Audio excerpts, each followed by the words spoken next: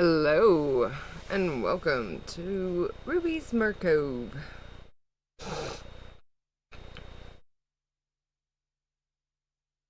Today we are playing Endless Ocean Luminous.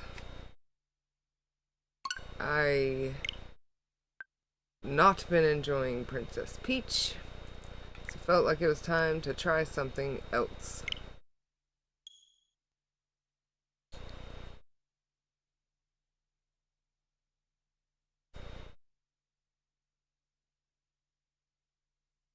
Moving dive locations. Tips. It's a good idea to try to reach a scan status. Oh. Awesome. Tips that move too fast for me to read. Testing communication systems. Can you hear me?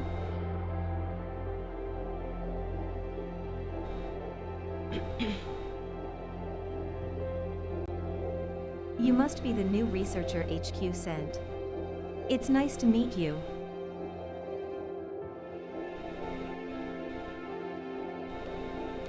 I'm your survey, exploration, and research assistant AI. You may call me Sarah. Hey, Sarah. I'll be providing support to you during your dives. Hero support? Awesome. Thank you for your hard work on behalf of the Ocean Research Project. The head office reports that you're one of their best. What the head office doesn't know is that I'm one of the best because I'm a mermaid. Unfortunately, I've lost my tail and I'm going to find it. That's why I got this job, so I could get back underwater and search for my tail. So of course I'm one of the best. Please begin moving so that I can confirm your location.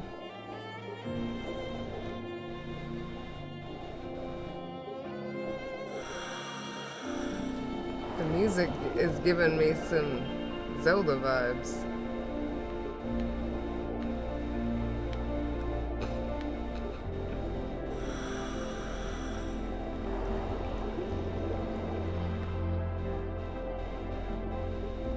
Oh, yeah.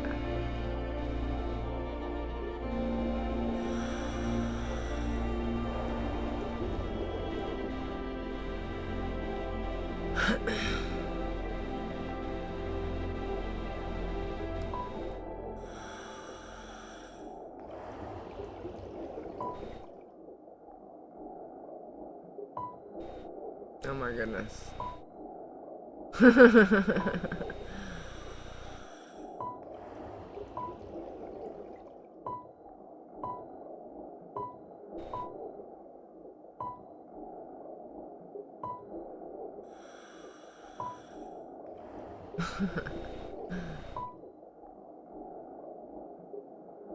Right.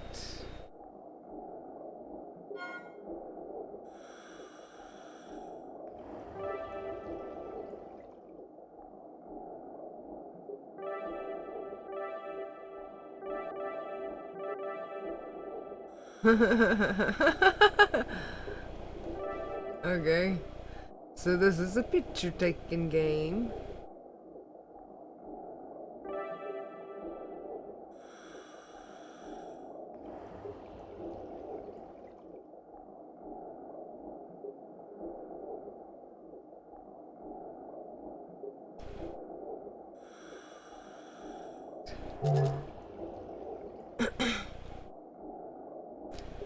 Let's see. We have a map. I like the grid set up. That's useful.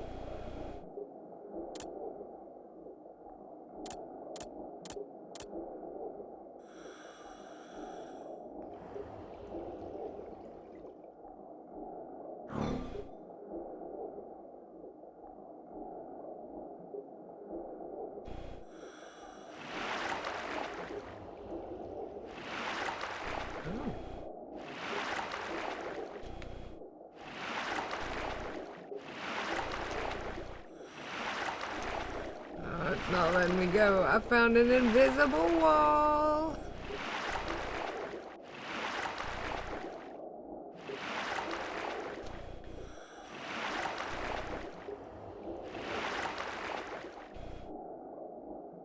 interesting.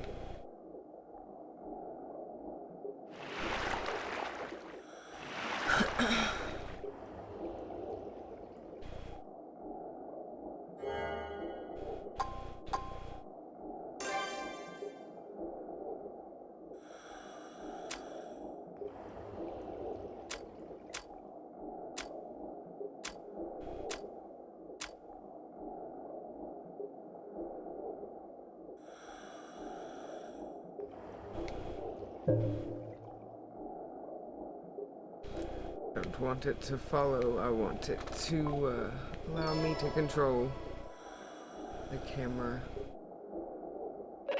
Location confirmed. You may now swim whichever way you like.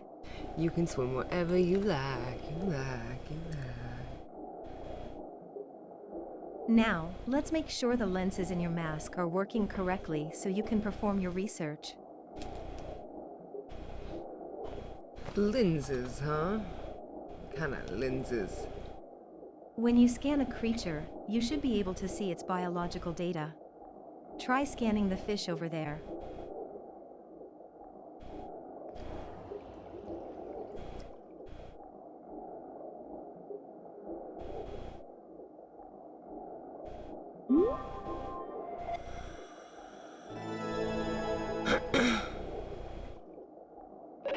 Scan successful. Note that if you keep holding the button, you'll be able to scan more creatures. Okay, so hold the button. When you scan a new organism, its biological data is transmitted to HQ.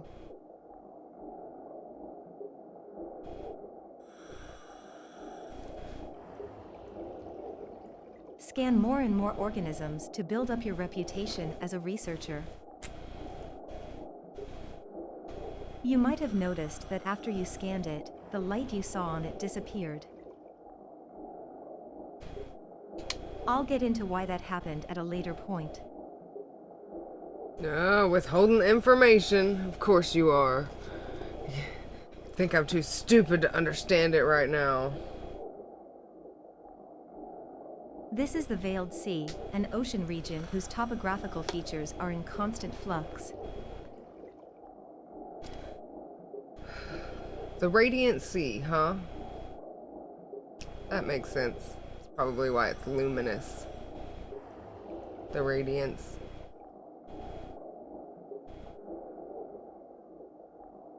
Oh my god. Do you think we'll find boots? Feel free to explore, and simply let me know when you are ready to continue your dive training.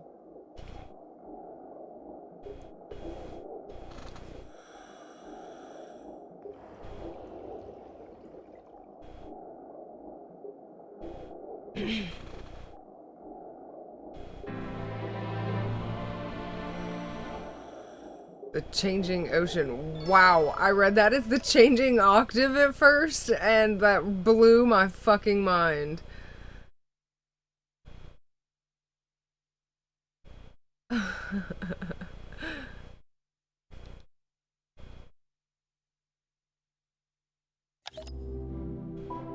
A new chapter in the story has been unlocked. You can access it from Story. Okay.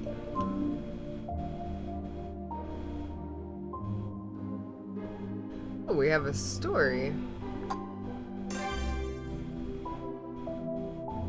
I like to familiarize myself with HUDs and such. Summary. I am a fresh diver, rank 1.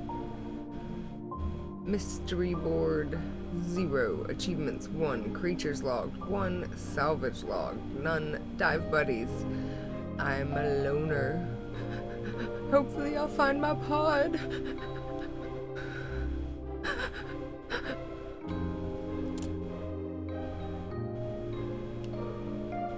Achievements. I've cleared chapter 1.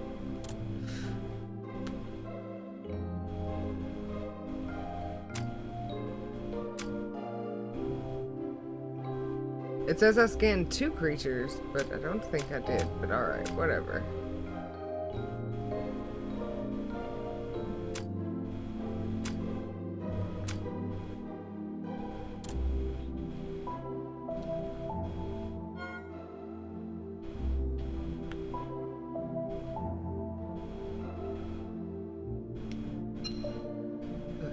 would I want to change that picture?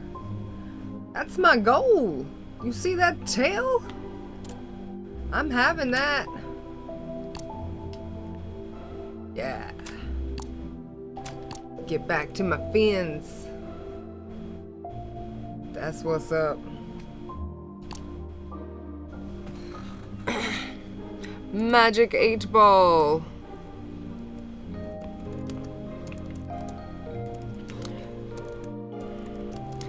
Will Ruby ever find her tail? No! No! Forget about it. And it's laughing at me. Oh.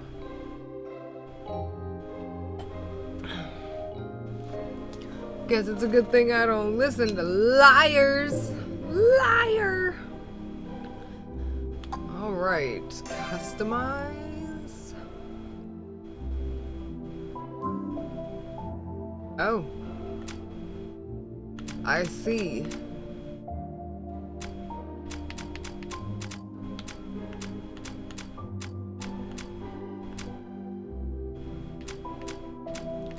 Interesting.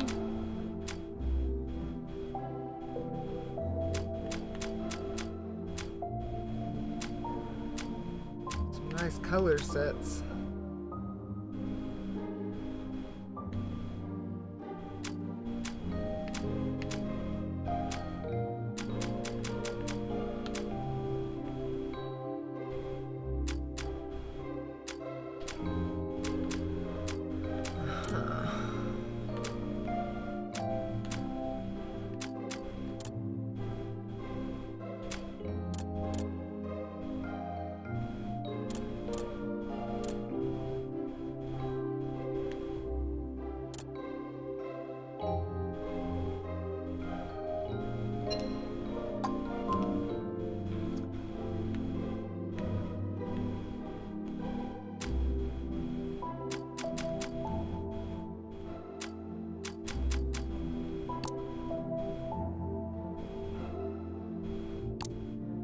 Oh my gosh. What? Why? Okay. That's wild. Yes. You know, it's really inconvenient and makes it hard to see. But I do love me some Fig Newtons.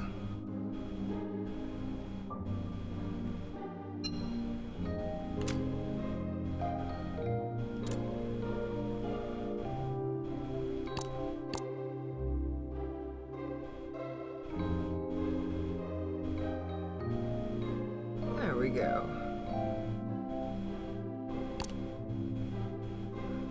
Oh, that's terrible placement.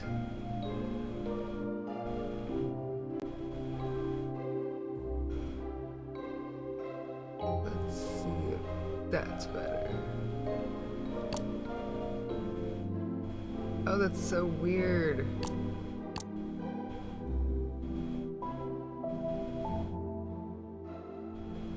Make it real big.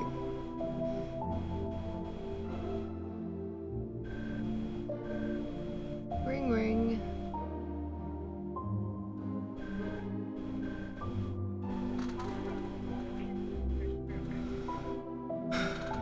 We're circ.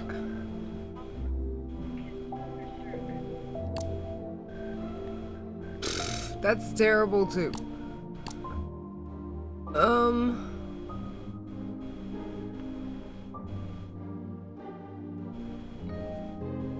Yeah, let's just can we remove it?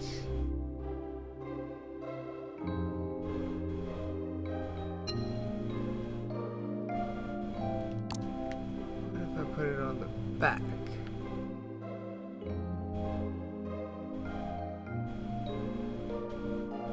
Shoulder patch. Glove thing.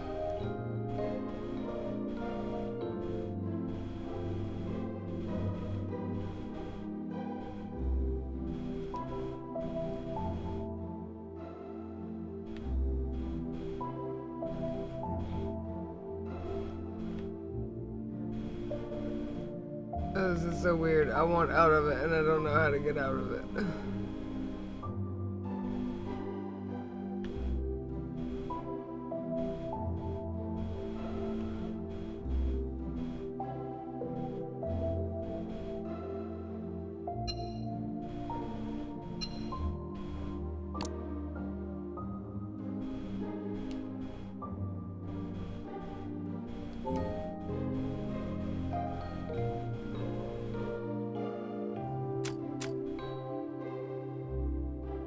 Interesting.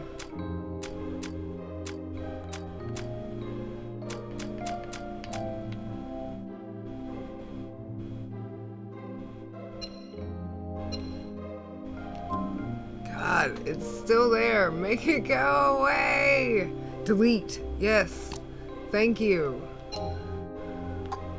Emotes. Okay. So there's a shit ton to buy in here. Ooh. Okay.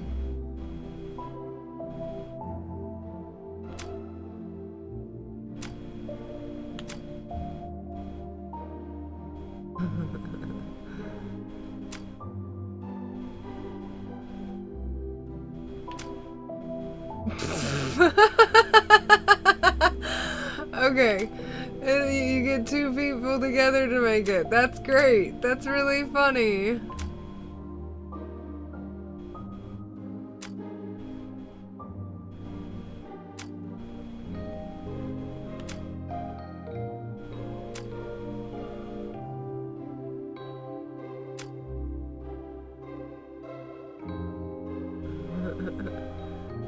Decent emotes. I don't hate them. Little animations for swimming and shit.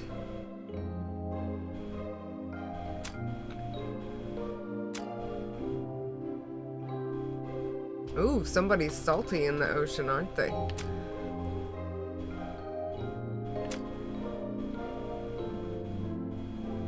No way.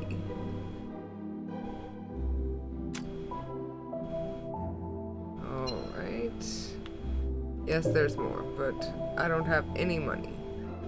Mystery board.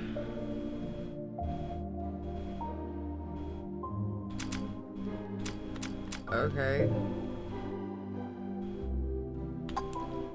Logs.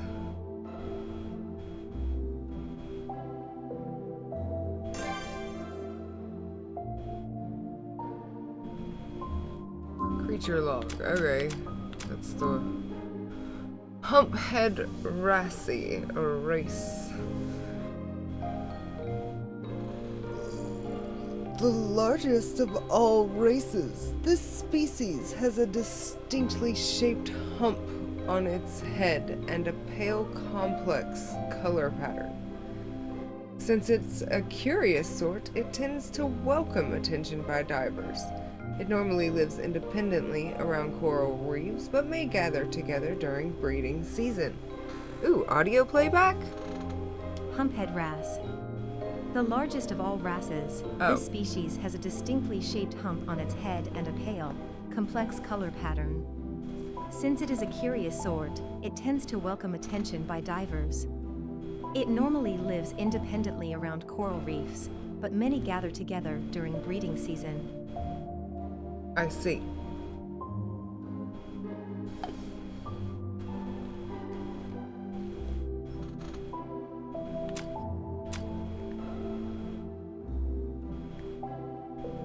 He's precious, I love him.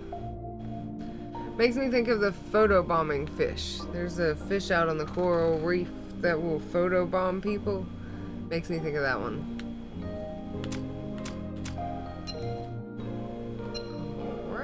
And I've got no salvage, no point in checking.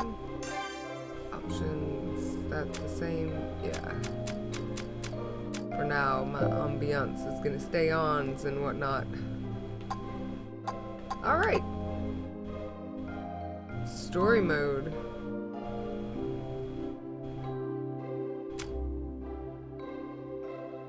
You think there's more to get there? Oh, I expected it to pull up info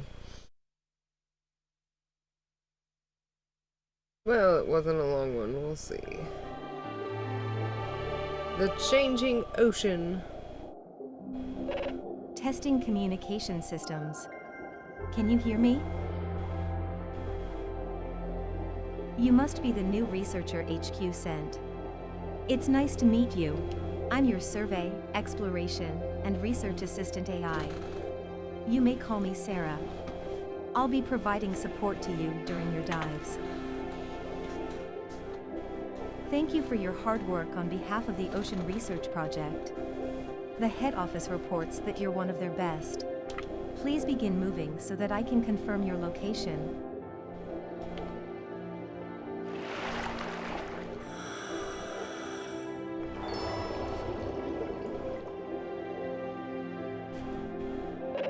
Location confirmed. You may now swim whichever way you like. Now, let's make sure the lenses in your mask are working correctly so you can perform your research. When you scan a creature, you should be able to see its biological data. Try scanning the fish over there. And this time when we scan, we're going to hold it to scan.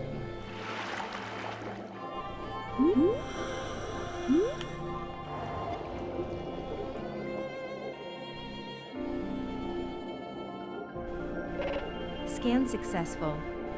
Note that if you keep holding the button, you'll be able to scan more creatures.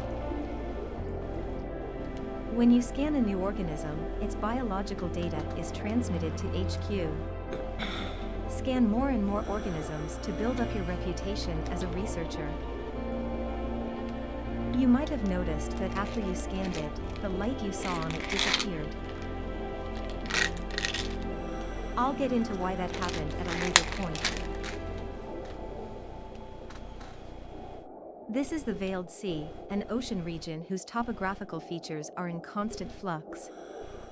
Feel free to explore, and simply let me know when you are ready to continue your dive training.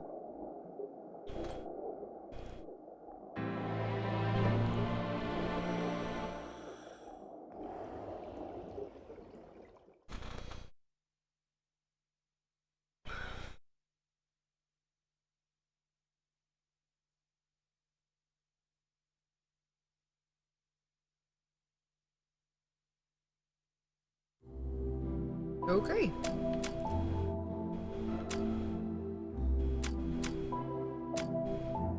The world coral.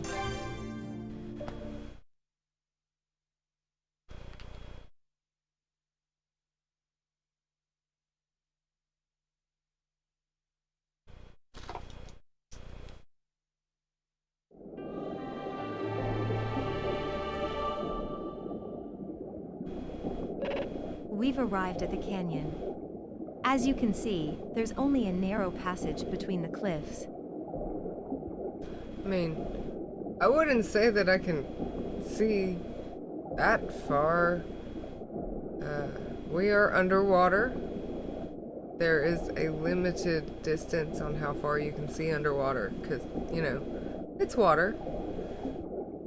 You do understand how water works, right?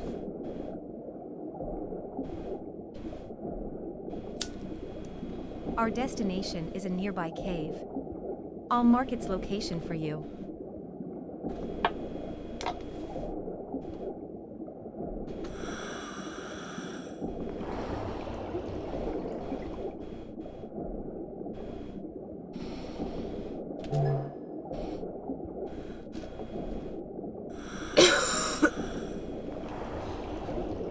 Magic 8 ball. Should I explore before going to the cave?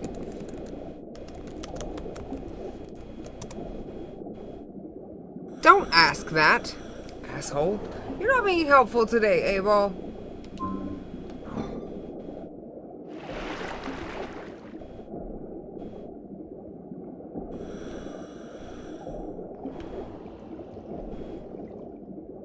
Oh. Oh, man.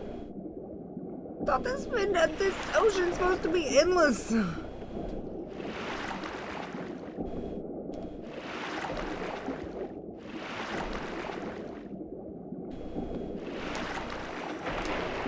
Of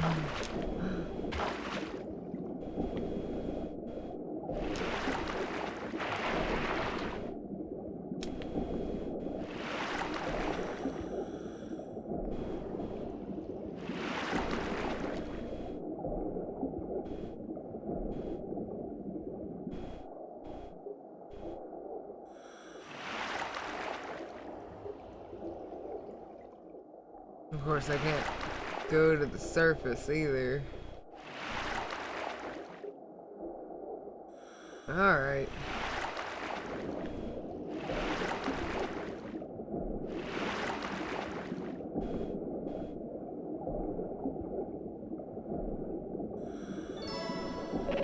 Down currents tend to occur in areas like this that have steep drop-offs.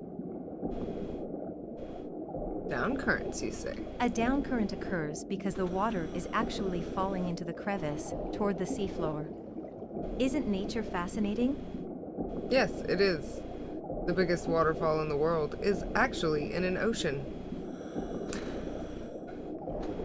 It's one of those things that actually shows you that there is, in fact, differences between types of water.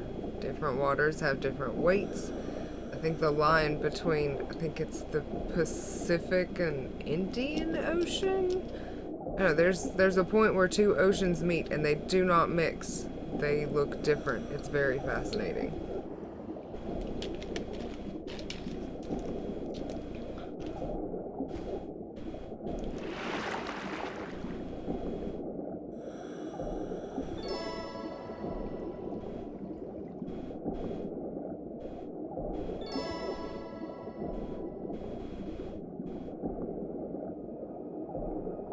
World coral in the canyon. Like You the will world notice tree. a large reef composed of many diverse species of coral.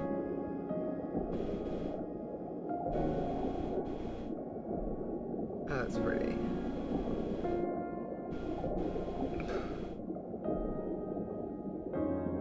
We call this the world coral.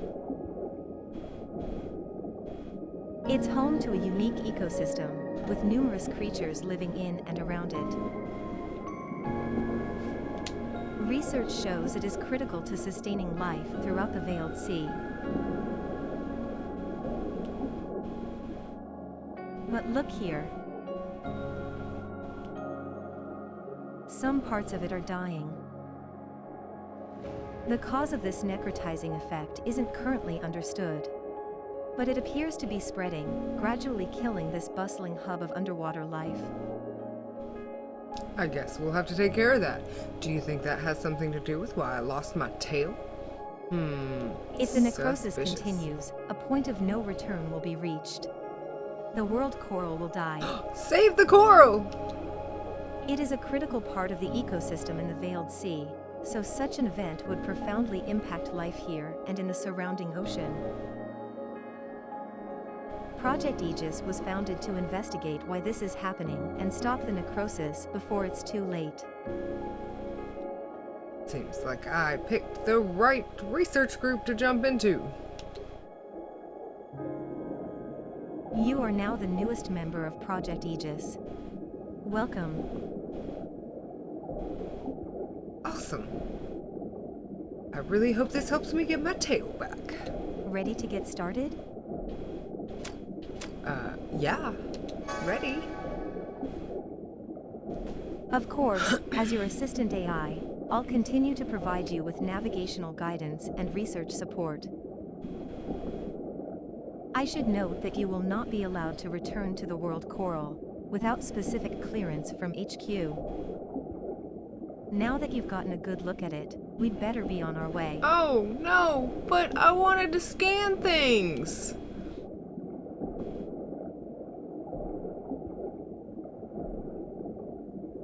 Aww.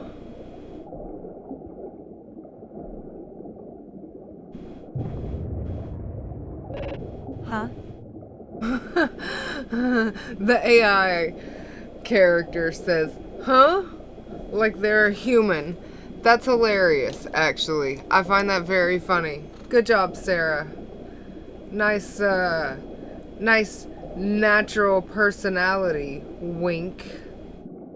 My sensors are showing an increase in activity. The cave is starting to shake.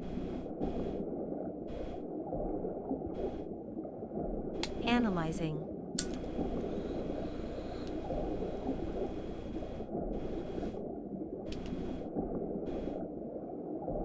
I detect unusual biometric signs nearby.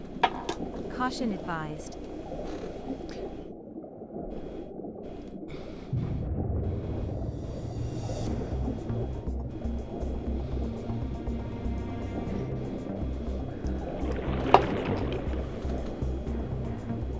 Cute. Sending emergency transmission to HQ. Major disruption occurring at the world coral. Researchers in the area may be in danger. Oh no, that's fine. That's Fred. Hey, Fred. There it is, and it's enormous. It looks like an extremely large variant of coelacanth. Coelacanth. I've honestly wondered how to pronounce that. Coelacanth. Thank you. Hey, Fred. How you doing? It's good to see you. I've missed you since I've been stuck on land. Bye, Fred. I've searched our database, and there are few examples of a coelacanth of that size, or with that golden coloring. I understand you want to investigate, but it's not safe.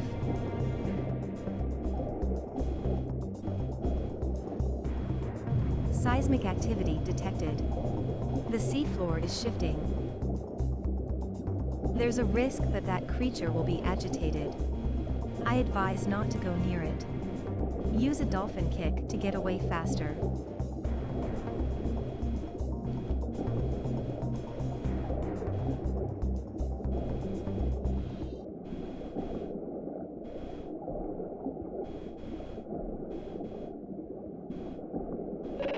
You should be out of danger now.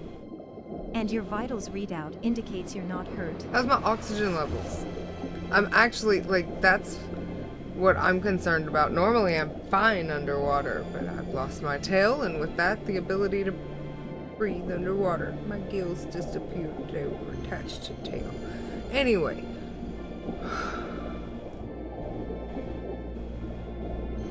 This is wild. It's unusual to have such a strange experience on your first expedition. Then again, this is called the Ocean of Mystery for a reason. I hope we meet that creature again.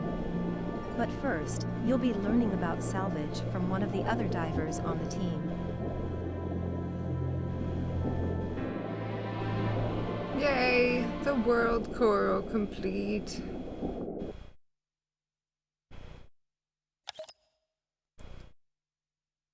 Okay.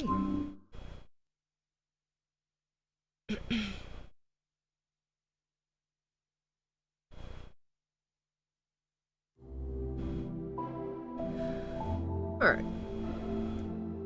I've been at this for 34 minutes. It's not very long, but I actually want some more coffee. So I'm gonna put it on a circulation break and go get me another cup of coffee. I've been feeling rough today, so I'm just trying to be chill and enjoy myself. Thanks for coming along.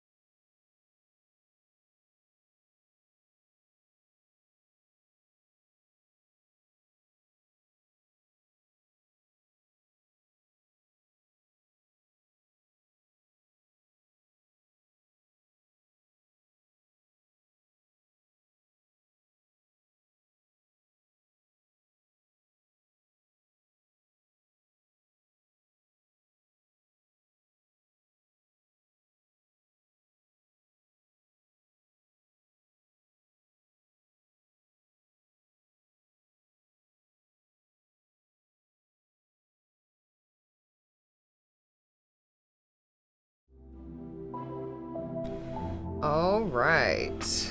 And we are back. Onward to a strange stone tablet.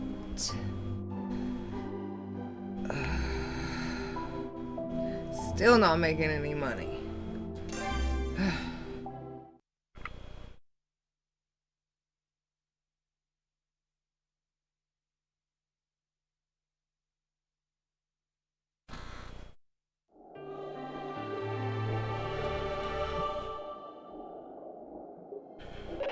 HQ reviewed our data and confirmed the creature we saw last time was a new species. New species, huh? Fred's a new species. That's cute. He's like 170 years old. I really don't think he's considered a new species, dear one. Oh, you're precious. Oh, you humans are precious. I can only hope we see it again. But for today, we'll focus on finding salvage. There are lots of objects to be discovered in these waters, from household trash to ancient treasures.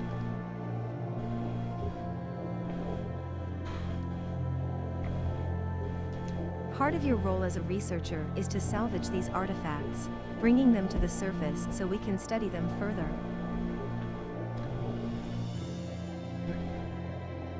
You study the ocean junk?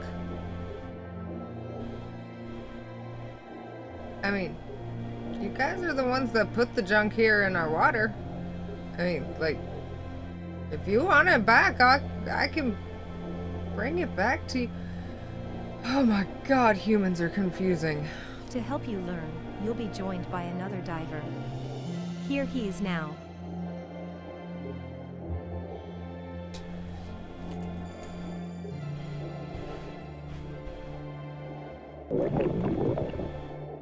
No. Oh.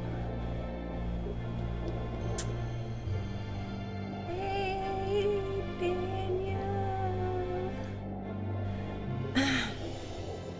Hey, name's Daniel.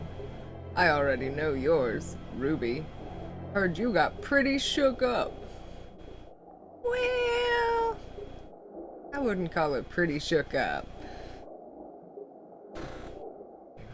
I would call it railroaded away from where I wanted to go. But whatever. We'll call it whatever. Daniel is one of the most senior divers on the team. He's very knowledgeable about the Veiled Sea. That's fun.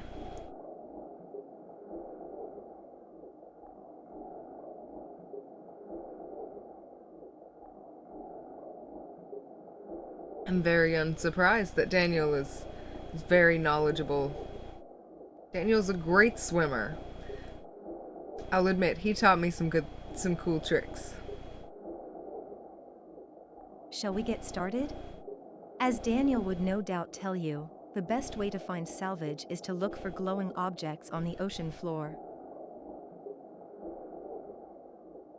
Glowing objects.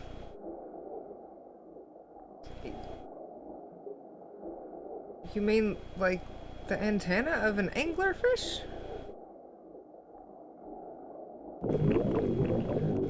How about we make it interesting? A friendly competition. You're new, so I'll try not to embarrass you too bad.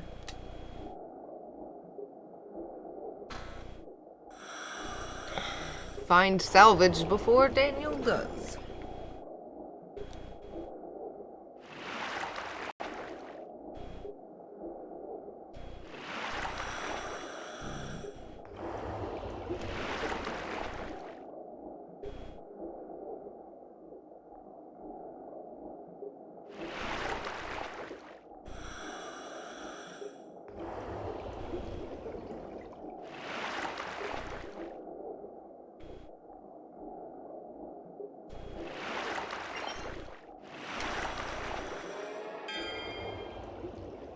Empty treasure chest.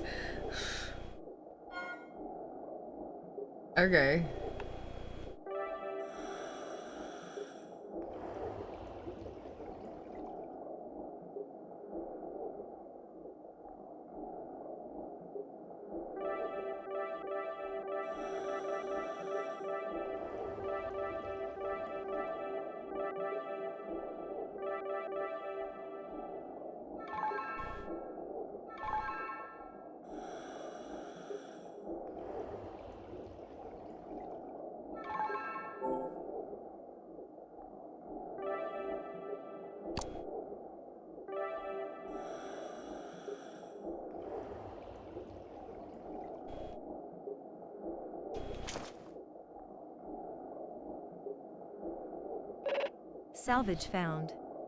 Well done spotting it. Hey, you got instincts. So that's why you're Rookie of the Year. That and I'm aware of how the currents of the ocean flow, so I know where all the trash gets deposited. Won't stop you from getting smoked. I got a nose for treasure. Just watch. Transmission from HQ. We've been asked to relocate to the northwest and search for salvage there. I've picked up one piece of salvage here, and you're already moving me to another location? God, you guys have like ADD or something. You are all over the place.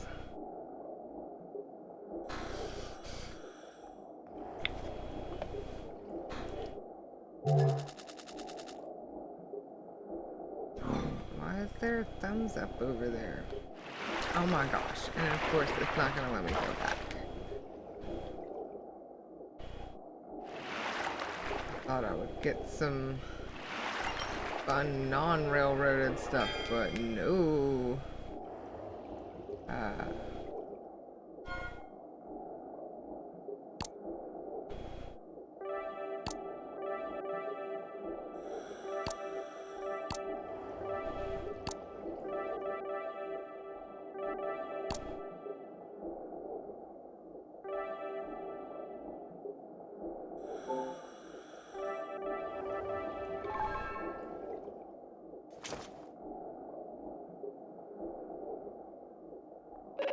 Salvage found.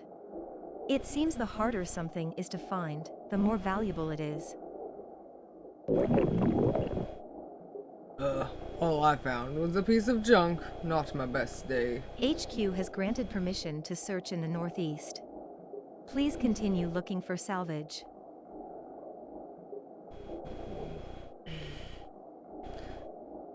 In all fairness to you, Daniel, they're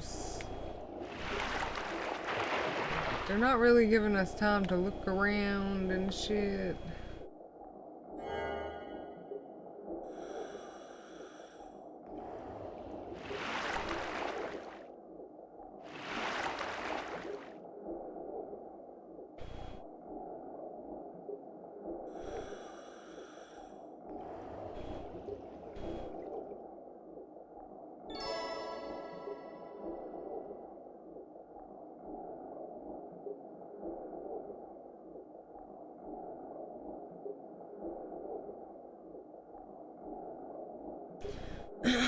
I located a strange slab.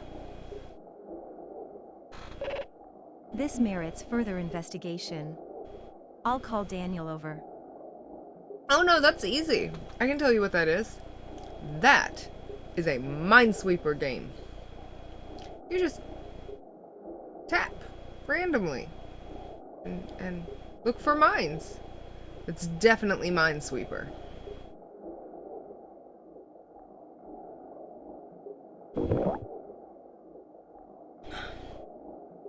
Ha! A cutting board. Nice. And I thought my haul was bad.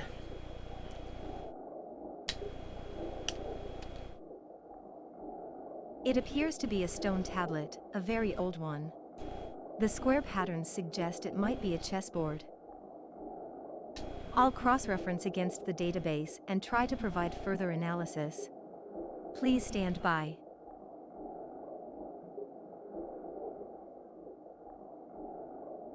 Surveying, compiling.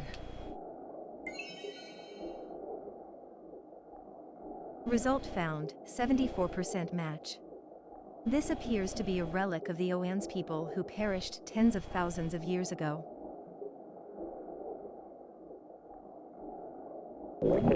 Did you just... The Owens? You're kidding me! Little is known about the Oans, but it's said they built a thriving civilization on the Veiled Sea. In legend, they are referred to as the Guardians of the Sea, an advanced people who lived in harmony with the ocean.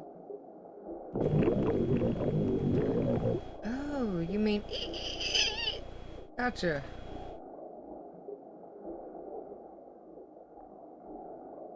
There's a certain Noan's treasure. I've been trying to find it for years. If this is it... Heck, you and your beginner's luck. The value of a genuine Oan's artifact would be immeasurable.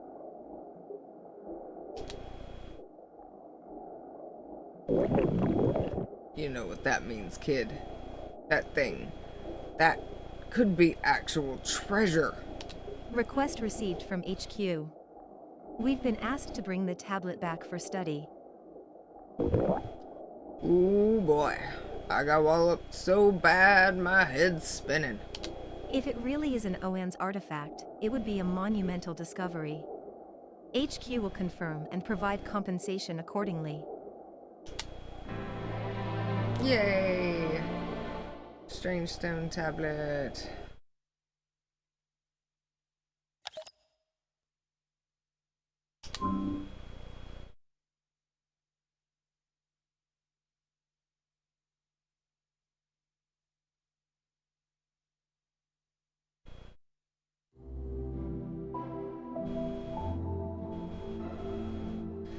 Alright, the mystery board.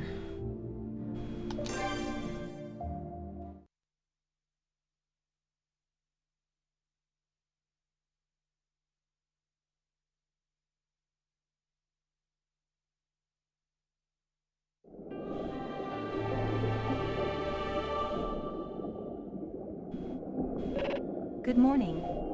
I hope you were able to get some rest after all the excitement yesterday. Today, I'll be teaching you about tagging. Tags are a useful way to communicate with other divers, but they can also help you navigate around in the ocean. Let's start by tagging a creature. Scan one and select the tag you want to apply while focused on it. Oh, we're finally getting to scan creatures again?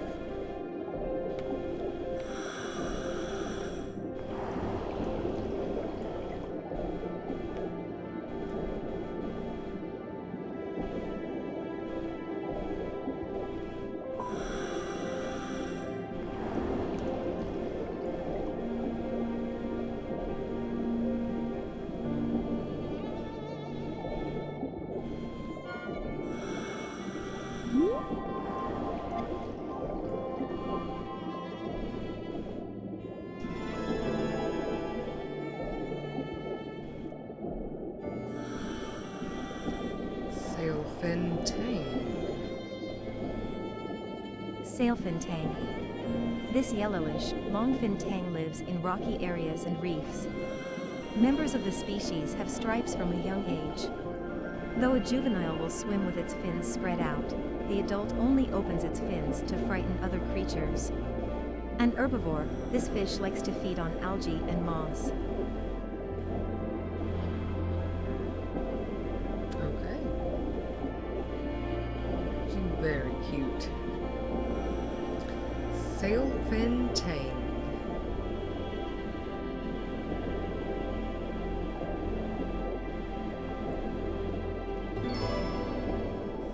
Oh!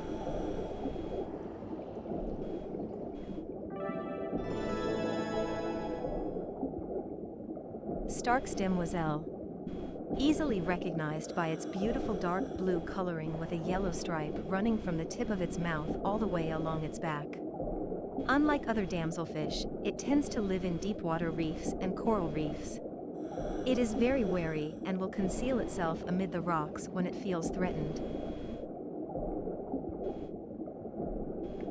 Ooh.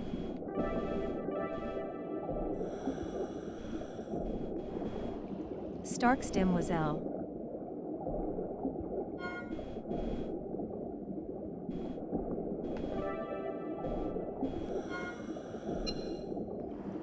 No! No! No!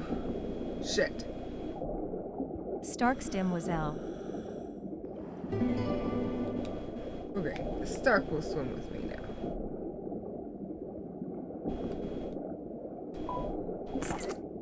Oops.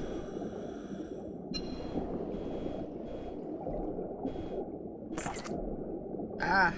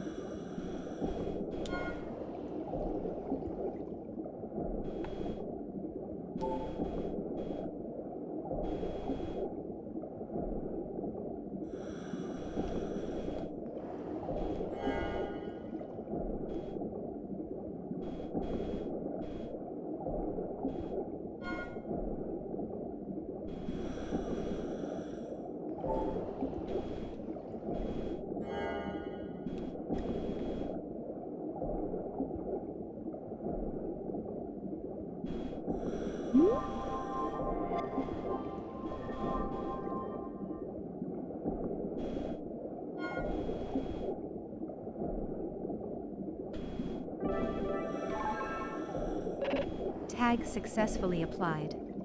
You'll be able to keep track of this creature's location on your map. Okay. Oh. Good lord. Tags can also be attached to salvage. Let's try it. There appears to be salvage in that area.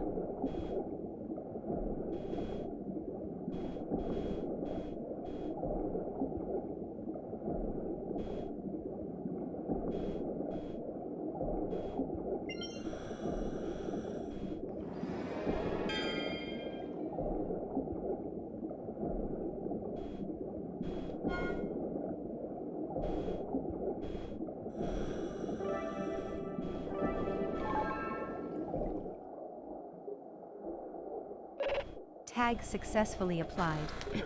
This salvage will now be marked on your map. Okay. You can also see tags on your map from divers who are sharing with you. I'll go into more detail about sharing later. It looks like Daniel saw your tag and decided to head this way.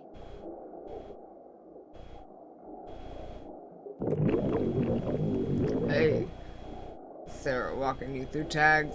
I'll never say no to checking out new salvage. Receiving transmission. The researchers at HQ have concluded their study of the artifact. And? Did we hit the jackpot or what?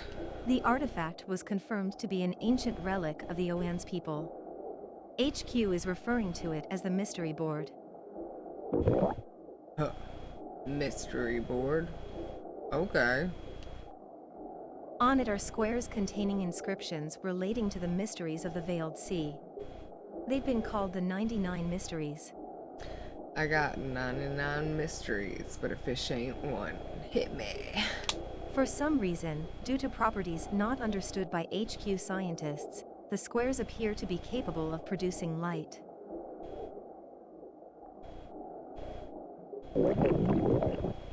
Jeez, the thing glows?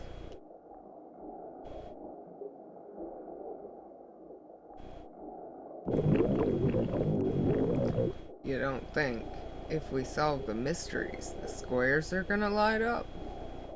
Scientifically speaking, that wouldn't be possible. Then again, it would hardly be the first phenomenon we've seen with no rational explanation. Call it diver's intuition. That thing's a tracker. A guide to the mysteries of the Veiled Sea. Anyway, sounds like it wasn't the artifact I wanted. What I'm after, something much more valuable. Bona fide treasure. The Mystery Board will prove very valuable if it helps us learn more about these mysterious waters. Or shows us how to save the world coral.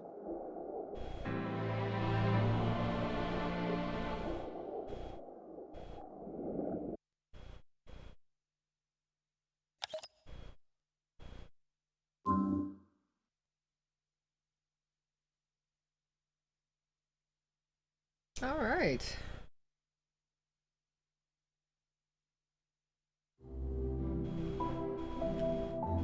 Lighting the Way 1-5.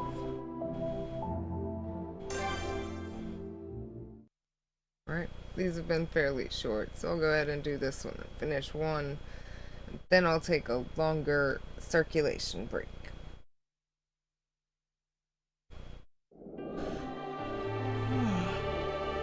Lighting the way. Hello there. I see someone has decided to join us for your last day of training.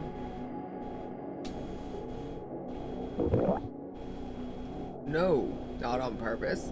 I was in the neighborhood, that's all.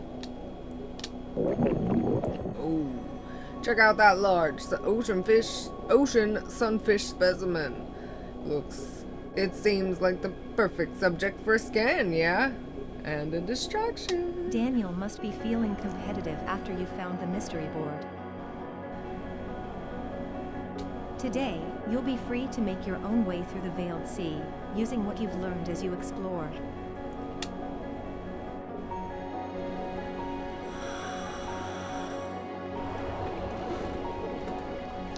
All right.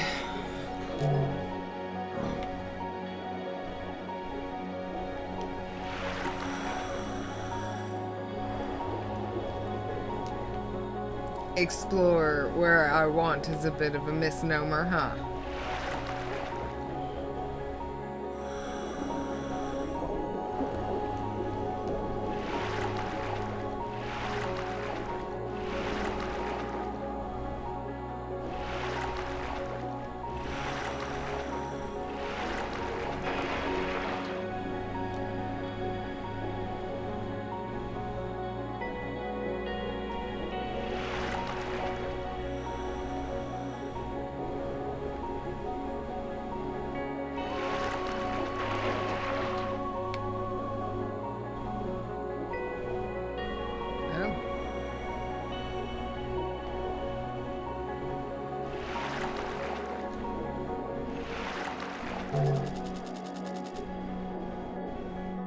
Interesting.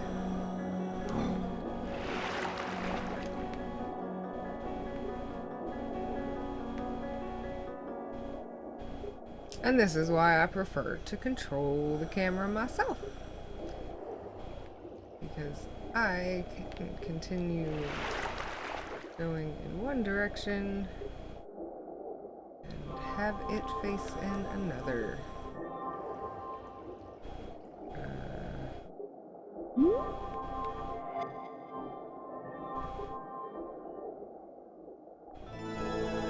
Green humphead parrotfish.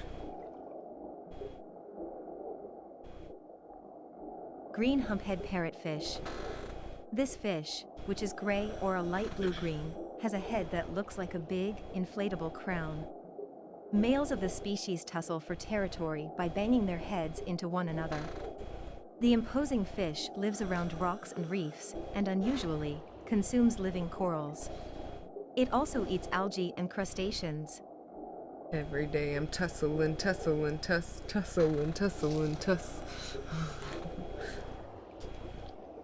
Let's see. Won't you join us, shall we? Green hump. Okay. Go back.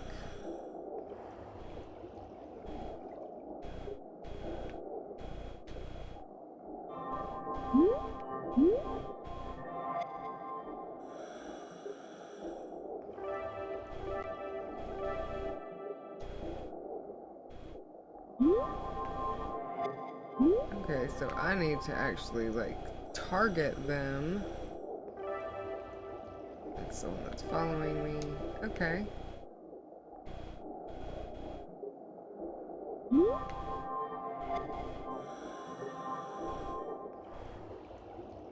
Neat.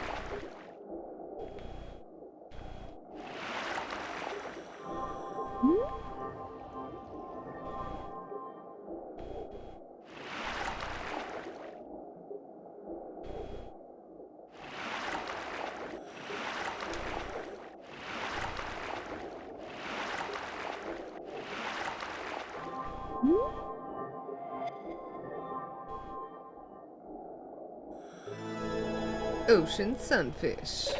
You may notice that creatures are easier to see after you scan them, since the shroud of light around them goes away.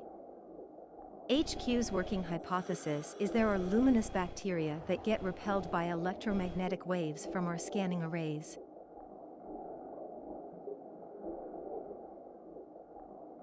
Well, that's a really weird explanation for knocking off barnacles. Uh-huh. This process is known as collecting light.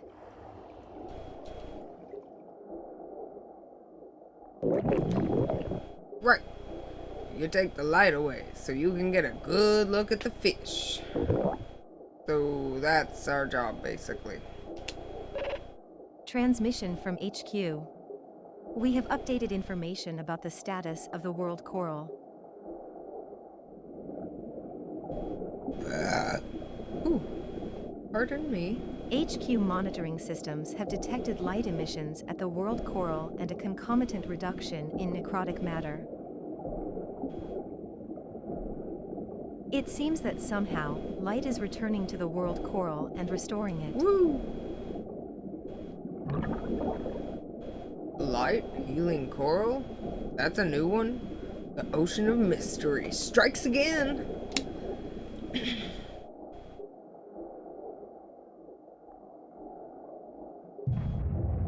Huh? Did you guys hear something?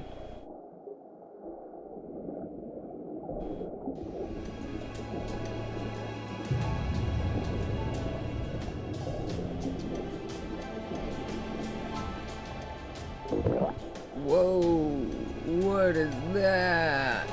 Look at that. It's the same large coelacanth that we encountered last time. Coelacanth. Hey Fred, you're beautiful. What are you doing? Get out of there, Ruby. Oh my god, you guys, it's Fred. It's fine. Risk level, moderate. While its temperament toward humans is unclear, the creature does not seem as agitated as last time.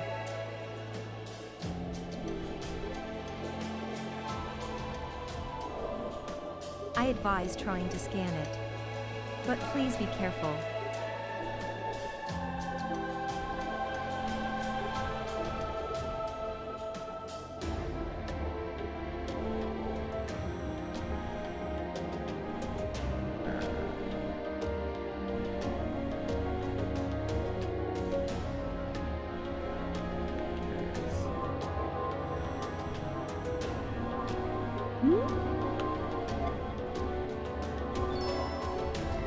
Mystery board light up, golden wings. You did it.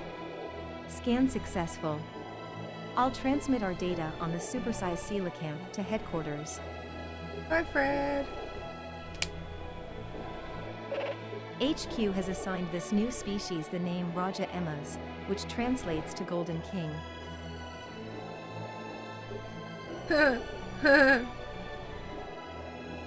It's never been studied before, so needless to say, the data you gathered will be quite illuminating.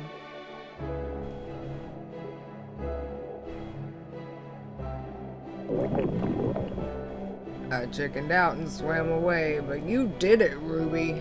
You may not know that HQ maintains a numbered database of unidentified marine life, or UMLs for short.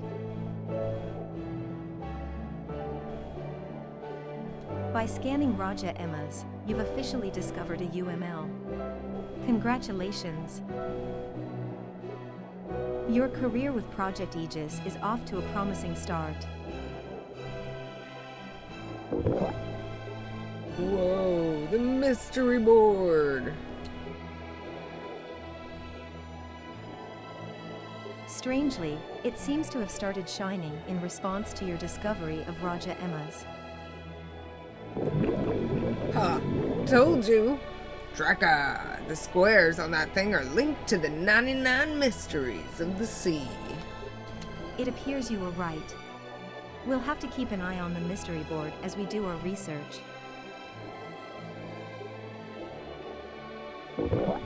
Man, what a dive. Been a while since I had one this nuts. And with that, your training is now concluded. Between finding the mystery board and discovering Raja Emma's, it's been an eventful few days. I look forward to working with you both again. Happy diving!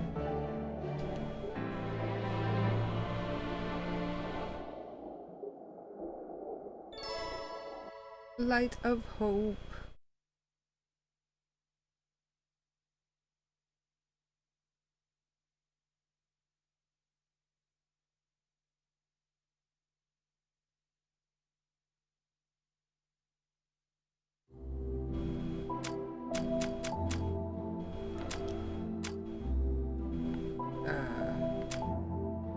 What?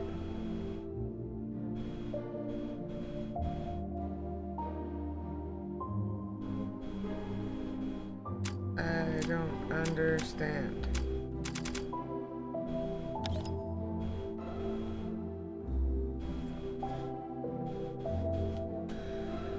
Oh my god. So, like, I just need to go do a dive then and scan some shit. Alright. It's a break time. It's a break time. Circulation break time. I will be back.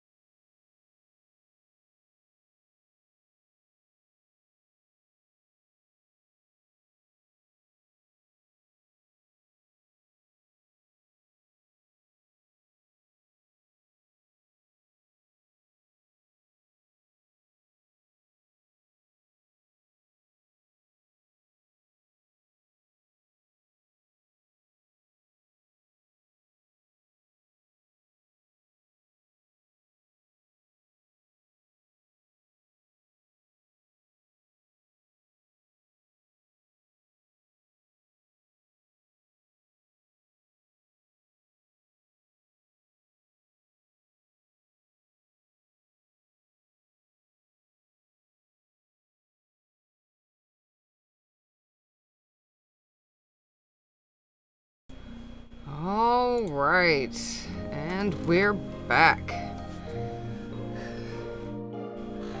So I guess that we're just gonna have to go do a dive.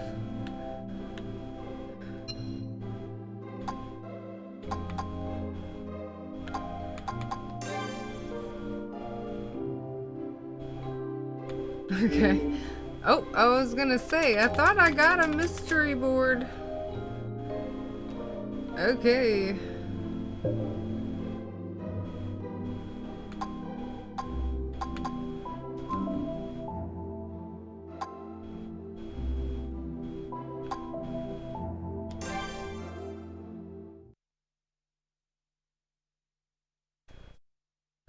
All right. So I guess we're just doing a dive now. Gonna put all of the stuff we've learned into practice. So far, there does not seem to be an oxygen meter.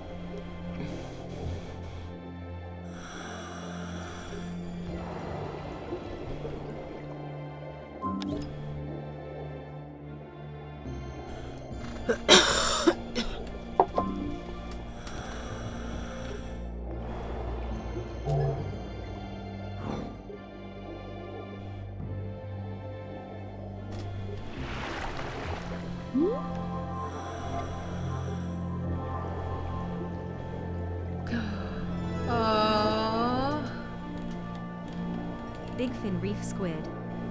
This species typically lives in deep waters, though it has been known to come into shallow waters during spawning season.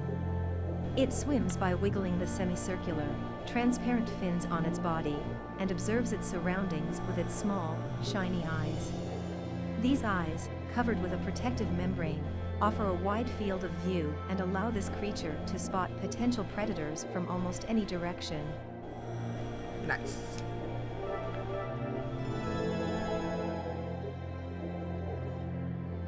Banded hound shark. This fish has a wide head and slightly rounded mouth surrounded by lobes of skin. It is ovoviviparous, meaning the eggs are incubated inside the mother's body. It produces around 20 young that feed on the yolk of their egg. Because it lives in changing habitats, such as shallow coastal waters, it is not overly affected by environmental change. It is often kept in aquariums because it is docile and easy to breed.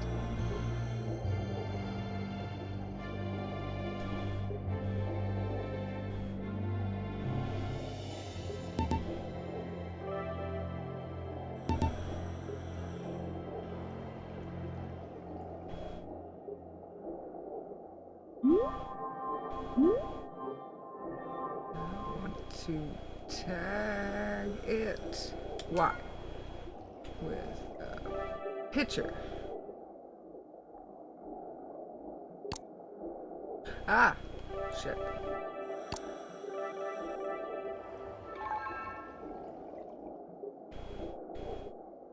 And that should, yeah. Okay. Cool. We should.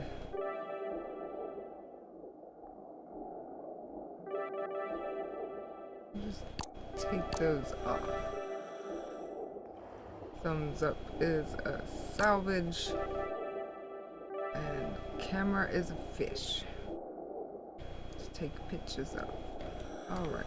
Oh.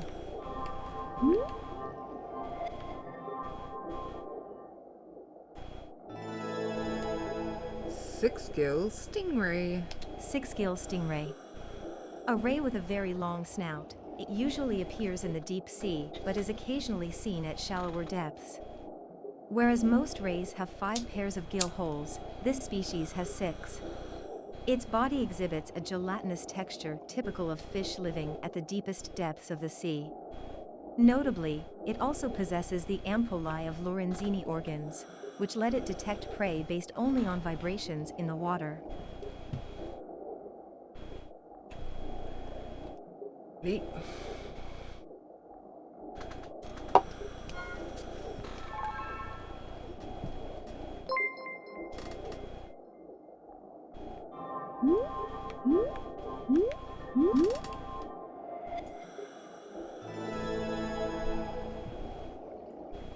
Yellow long-nosed butterfly fish. This yellow fish uses its elongated snout to get into openings in coral and eat small animals it finds inside. It sometimes rests in caves and crevices, and when in a cave, may float with its belly pointing upward.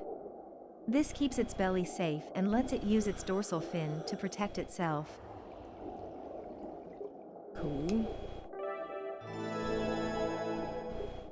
Pacific long-nosed parrotfish. A fish with a caramel-colored body, a long face, and a protruding mouth.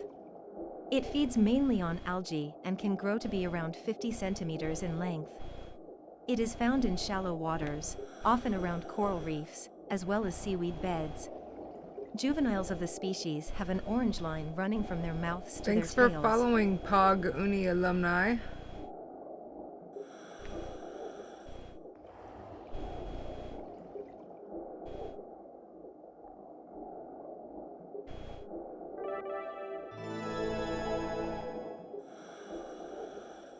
Oh yeah. Bicolor parrotfish. This fish has a mouth that resembles a parrot's beak. While mature males are a sparkling green, females are a more subdued brownish color. Meanwhile, juveniles are white with orange markings and possess a cuteness that makes them highly sought after by divers. Adorable. Moorish idol. This black and white fish is easily recognized by its long, extended dorsal fin. Its Latin name, zonclus, means sickle and refers to the distinctive shape of its dorsal fin. It is very popular, but known to have a nervous disposition, which makes it challenging to keep as an aquarium fish. Cute.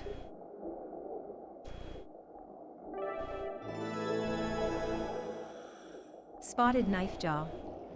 As a juvenile, this fish has a coarse pattern on its body, but as it matures, the spots become finer, like a leopard's. Its body also becomes taller, and its mouth more oblong.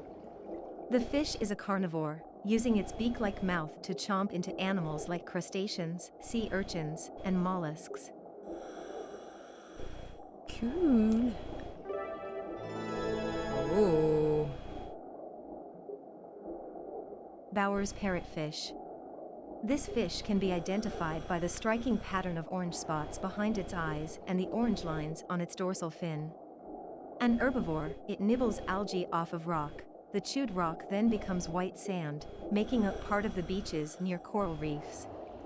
At night, it wraps itself in mucus to sleep. Wild.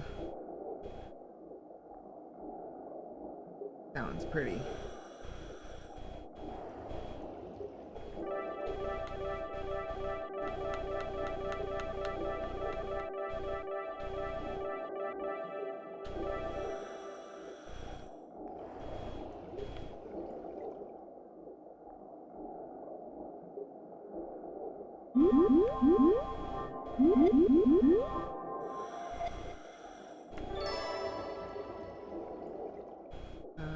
New record for a small creature. Oh.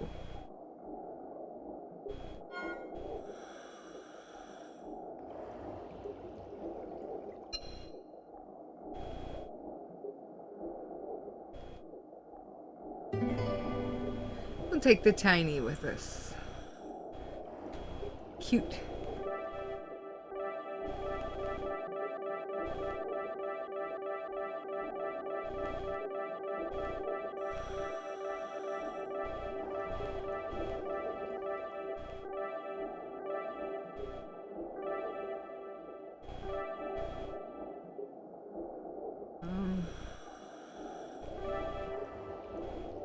Okay.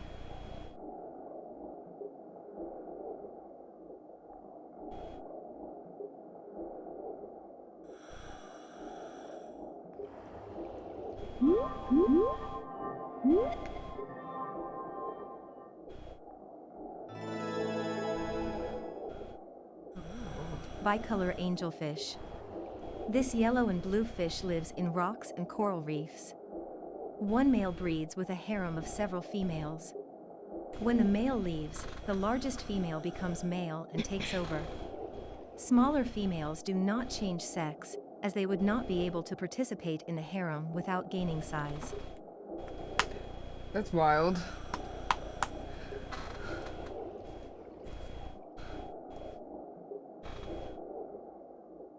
And people say transgenderism isn't in nature. There, it definitely happens.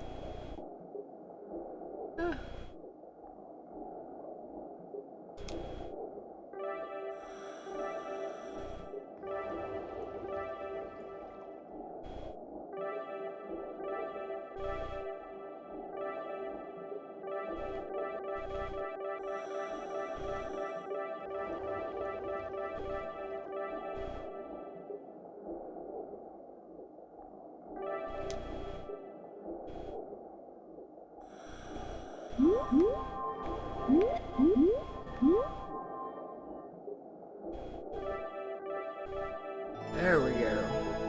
Longtooth grouper. This huge fish, around 1.2 meters long, is brown with numerous dark bands. It inhabits reefs at depths of up to 200 meters in the open sea. Living on its own, it hides among rocks during the day and emerges when night falls to hunt for its prey. However, it rarely strays far from its territory. Cute.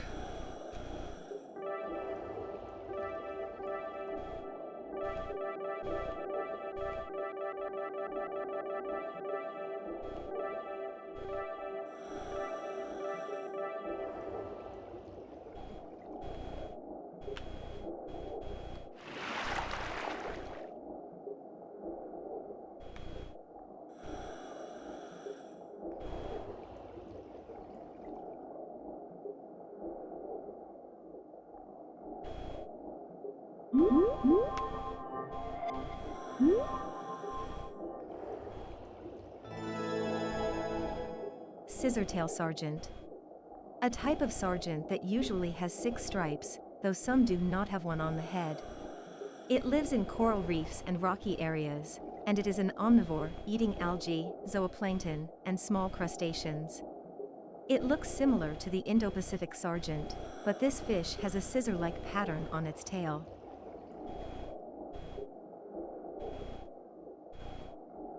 Scissortail sergeant.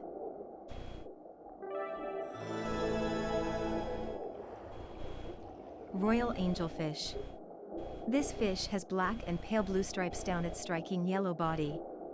When young, it has a circular pattern like an eye on its dorsal fin. It lives among rocks or coral reefs, forming harems. In rare cases, a specimen may have color mutations, but this makes it no less prized by enthusiasts.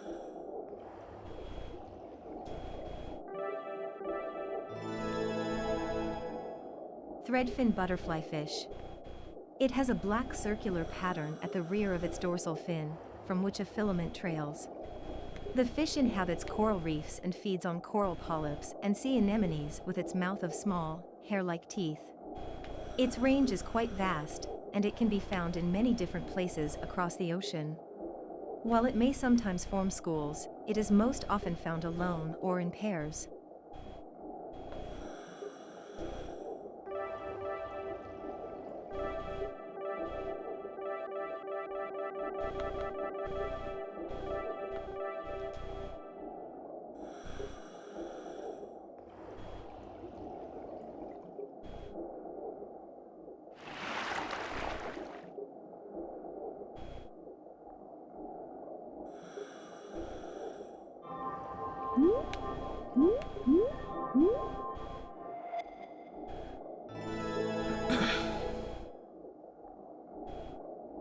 Blue tang. A beautiful, vibrant blue fish with a yellow tail fin, often seen in coral reefs. Its thin body lets it hide in crevices in the reef when threatened. Although it primarily feeds on algae, it also has a strong liking for lettuce, which it is given in some aquariums.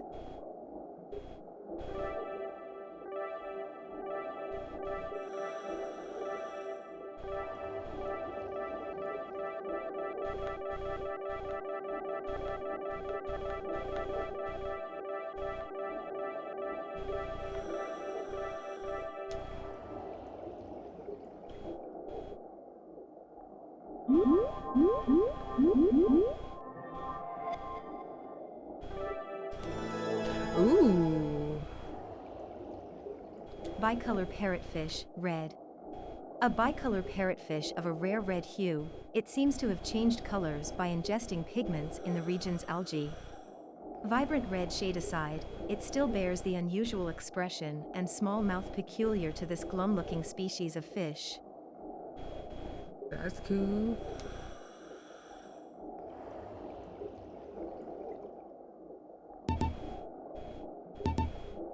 Bicolor parrot.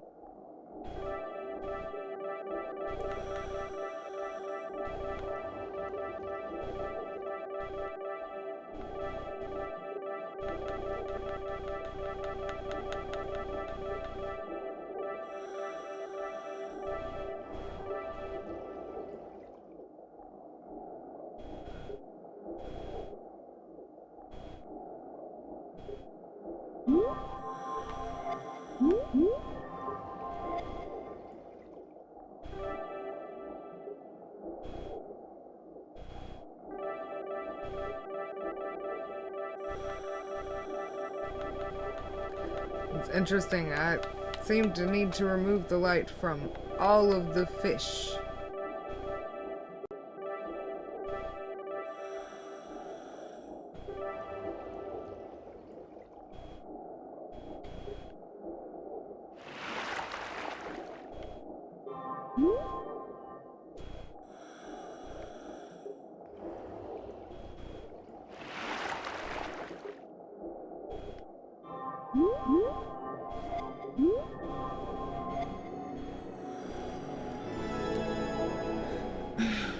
Green sea turtle. Green sea turtle.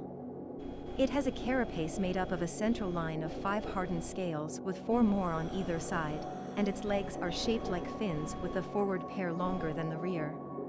Unlike land-based turtles, it is unable to draw its head and limbs into its shell. Oh. That sucks. Green sea turtle. Ooh. Sea goldie, male. This fish looks like a goldfish except for the long spine on its dorsal fin. About 20% of the species is male. Depending on region, the male fish may look like the female, or it may be paler. When there are too few males in a shoal, some females become male to preserve the harem structure.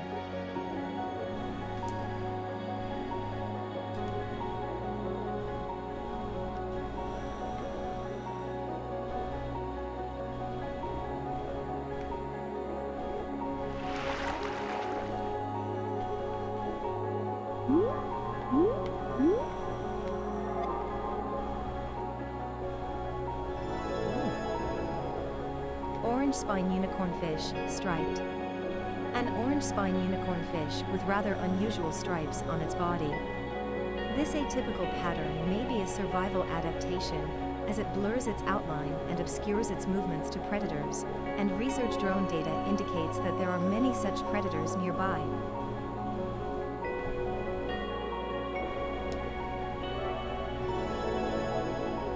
Sea goldie, carp pattern. A goldie with a rare pattern that makes it look just like a Japanese carp. Since the patterns of these carp are the result of selective breeding by humans, it is unclear how they might have begun presenting among wild fish. It seems only males exhibit these patterns. I would say it's from people putting their fish back into the water. Most of the time, fish don't survive because people just dump them in whatever water, and you can't dump a saltwater fish into fresh water. But if you actually put it in the proper water and it doesn't die of temperature shock or predators, then it would be okay. Like, yeah, that's how we did that.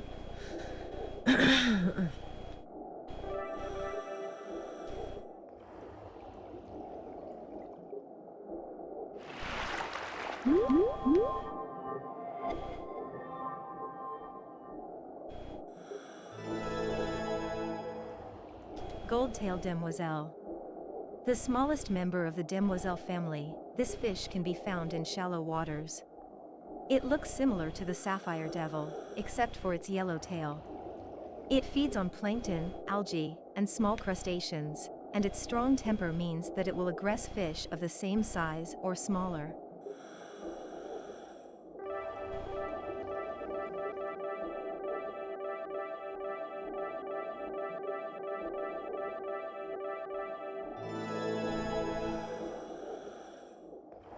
Giant manta ray. Well known to the general public as well as to divers, this is the world's largest ray.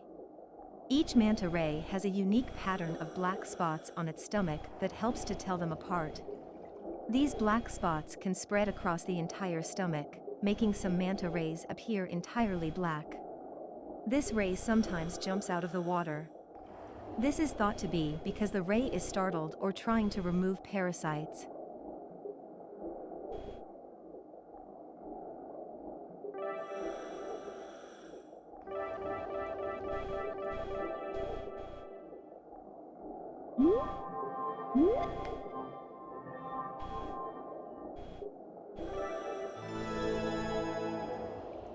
African pompano. This fish has long, thread-like tips on its dorsal and anal fins, and the surface of its body is a sparkly silver. When young, it is shaped like a diamond, but as it grows, its silhouette becomes more like a horse mackerel's. Its preferred depth also changes as it ages, from near the surface to deeper in the water. It eats small fish and crustaceans.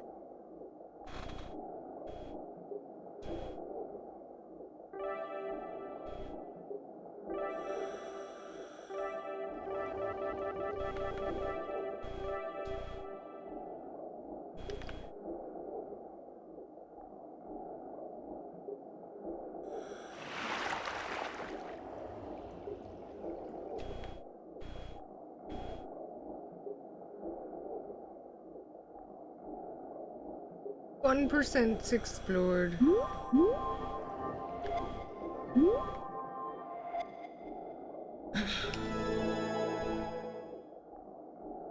Broad cowtail ray.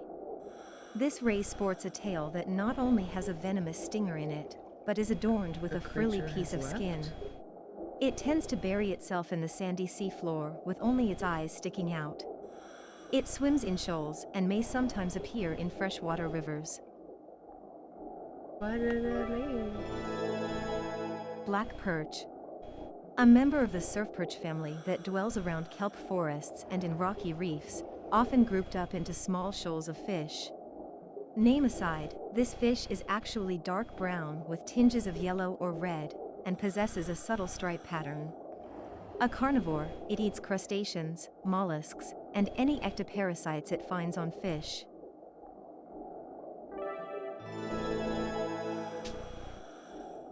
Long-spine porcupine fish.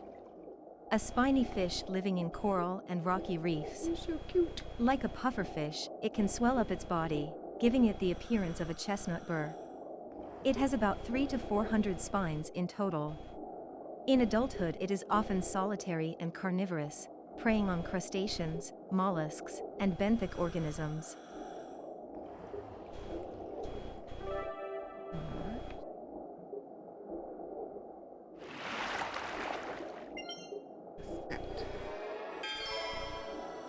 Mystery board.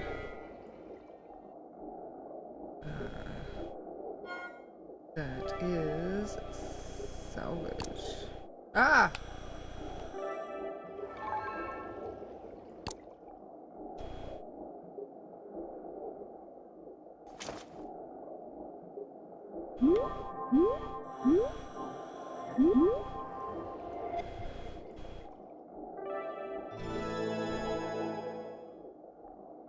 Teardrop butterfly fish.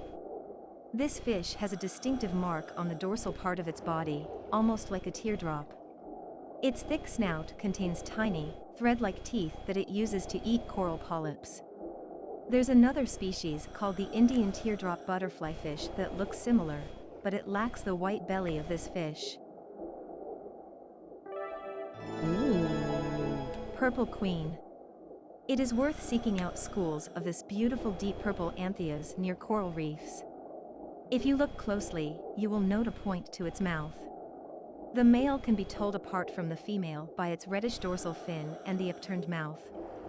Like other groupers, it forms into harems. Sea Goldie, female. A grouper of the Ceronidae family that resembles a goldfish. With its orange body and the hint of pink in its eye, the female of the species cuts a fine figure. About 80% of the species is born female, with some changing genders when the number of males in the shoal decreases.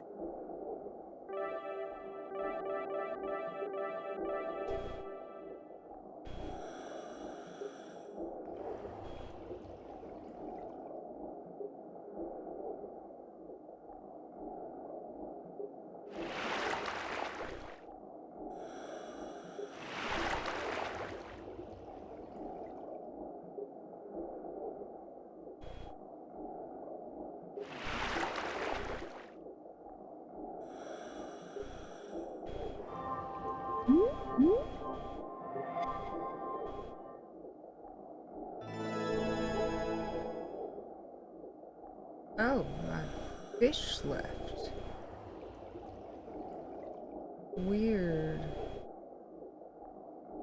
Why? Blue-green damselfish. Found in shallow waters near coral reefs, this tropical fish has a slightly protruding lower jaw. Its shimmering emerald green scales change color as light hits them. A timid sort, it prefers to swim in groups. In moments of danger, the entire shoal of fish will dart for cover behind corals.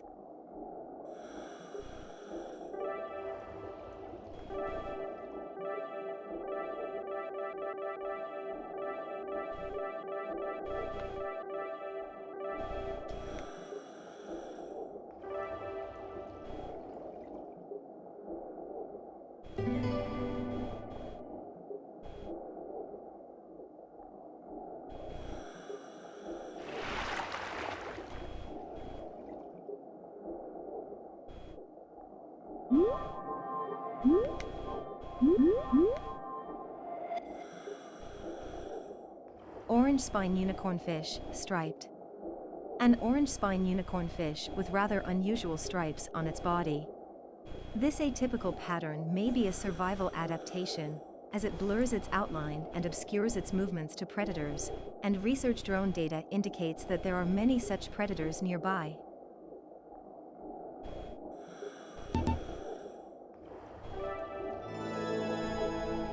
White-spotted wrasse. This small tropical fish alters the pattern on its body as it grows up, the mesh-like look of young fish changing to a pattern of evenly spaced dots. As an adult, it has a splash of yellow at the base of its tail with a border of black. It is found in reefs and feeds on crustaceans and polychaetes. Lagoon triggerfish. When this fish feels threatened, it has a habit of making a grunting sound. Hence, its Hawaiian name is Humuhumunukunukuapua, which roughly means triggerfish with a snout like a pig. It has an aggressive temperament and will fight ferociously to protect its territory. Cute.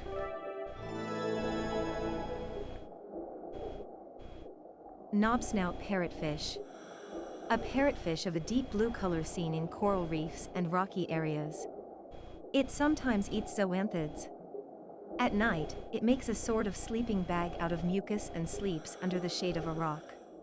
Because of the lethal palytoxin stored in its organs, anglers who catch it are advised to release it.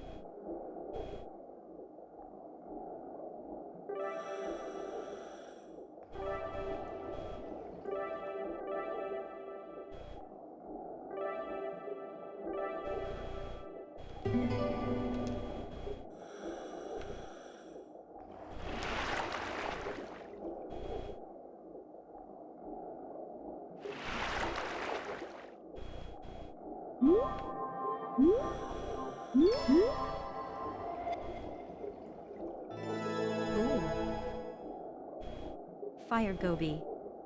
A colorful member of the goby family with a long dorsal fin and a flaming red tail. It stays away from the water's surface, preferring to hover over the seafloor. This species usually lives alone or in pairs and has a lifespan of around 5 years. Despite the sharp look in its eyes, it has a mild personality.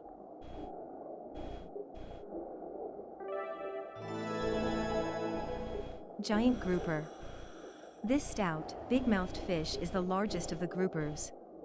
A massive carnivore, it weighs up to 400 kilograms and is known to eat some sea turtles. Whoa. Due to the strong pull of its mouth when it feeds, it is feared in some areas more than sharks. Sadly, overfishing has put this species at risk of extinction.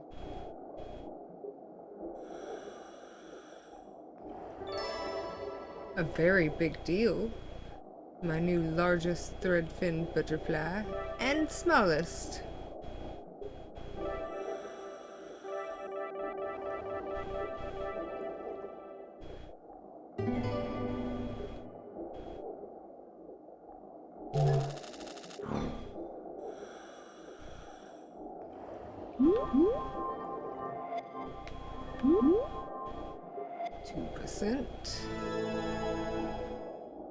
Samurai squirrelfish.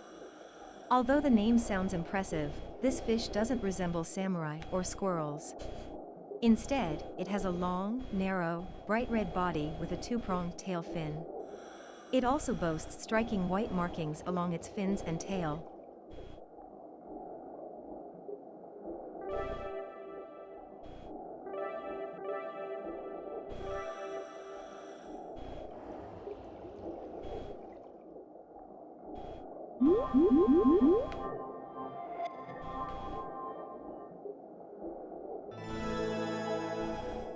Breast spot cleaner fish. This diminutive species looks like a cleaner wrasse, except for the black spot at the base of its pectoral fins from which it gets its name. At the upper side of its body is a gradient from yellow to red. It makes its home why in shallow indeed? reefs and I can don't often know be why seen it's cleaning called other a fish. samurai squirrelfish. Like, that's super weird. Was it found by a samurai? I bet it was found by a samurai. You see, there was a fight between a ship of pirates and a ship of ninjas, and the lead ninja, he must have been a samurai, and like, you know, he found the fish? I don't know. I don't fucking know.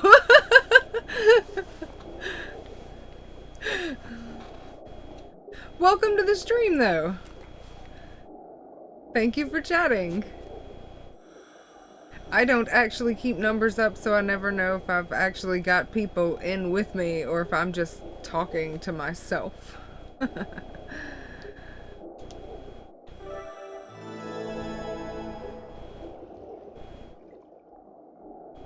McCosker's flasher wrasse. A member of the Parachelinus family with a long, thread-like filament poking out from its dorsal fin. Its body is bright red with lines running along the sides, and the delicate designs on its outstretched fins make it popular as an aquarium fish. That one's cute.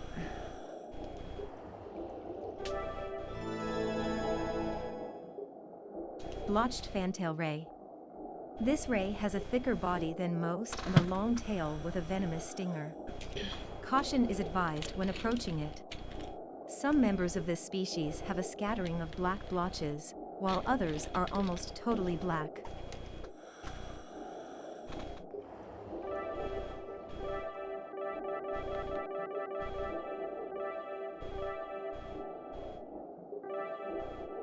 I'm gonna take the wrasse this time. I don't know why the creatures join me and then just leave the next time I get a cluster. This is my first day playing this game, so I haven't actually figured this out yet. I just got to my first big dive location and have like 2% of the dive map cleared.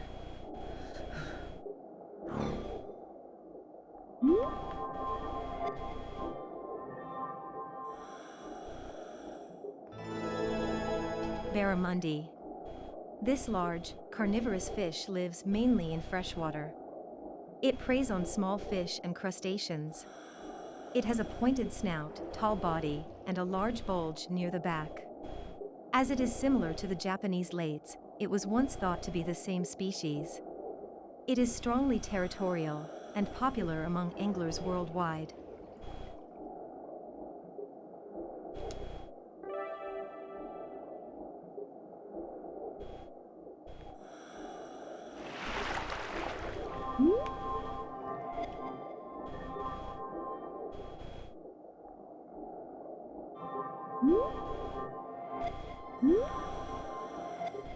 Whoa.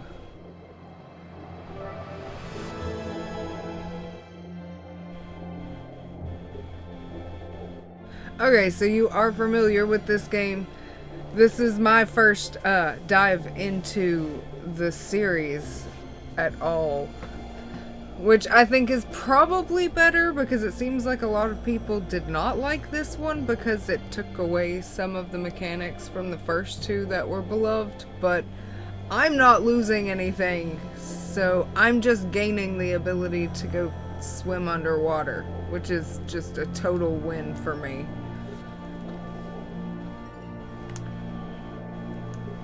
Great white shark, leucistic.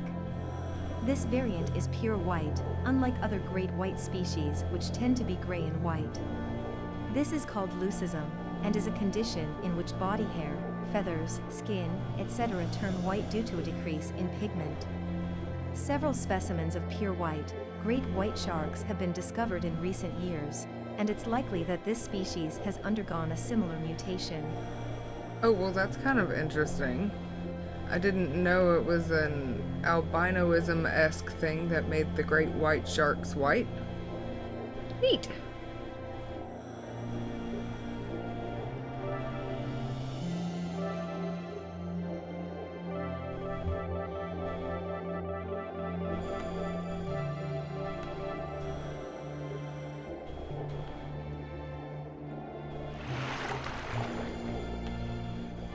So far, I'm actually really liking it. I don't know. These days, I never know if I'm gonna like a thing or if I'm gonna hate it. And I've been playing Princess Peach Showtime because it had mermaid levels in it. Like one of her costumes is a mermaid costume, so I got super excited about that. And let me tell you, it was not worth it. I didn't enjoy that one quite as much. Powder blue tang. This fish is brightly Mermaid colored levels in were blue, cute, though. black, white, and yellow. It has a spine where the tail joins the body that can injure if touched. It is quite territorial and usually lives alone or in pairs. However, it can form up into huge shoals. It lives in shallow water near coral reefs and mainly eats algae.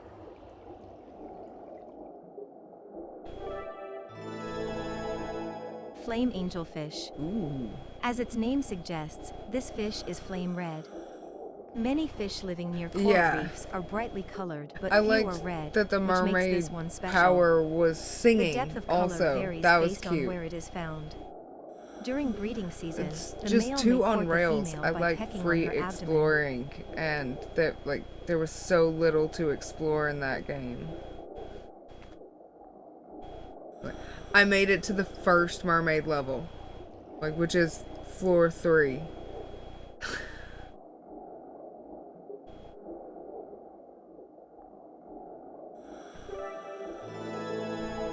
Spot-fin porcupine fish. A fish living in the shallow areas of coral and rocky reefs. It has spines all over its body, but these are shorter and fewer in number than those of the mammal it's named for. When it is startled or senses danger, it quickly swells up its body into a spiky ball.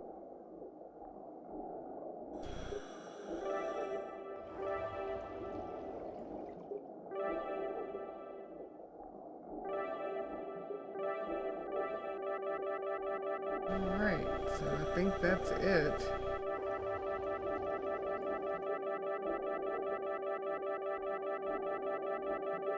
So interesting how many fish you can actually pick up in a scan.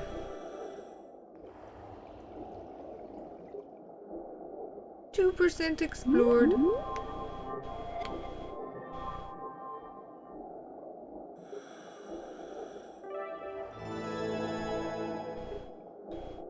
How much of this game have you played? Tomato clownfish. A dark-colored clownfish that prefers to live in warm waters. In youth, it has around 3 white stripes, but all but the one nearest to the head disappear over time. Females are larger than males, and like other clownfish, this species has a symbiotic relationship with sea anemones. Clown triggerfish. This fish is easily identified by its white polka dot underbelly and orange puckered up mouth. Nice. A young fish has polka dots over its entire body and is a popular aquarium fish. However, it needs to be handled with care, as it has a short temper and tendency to bite with its sharp teeth.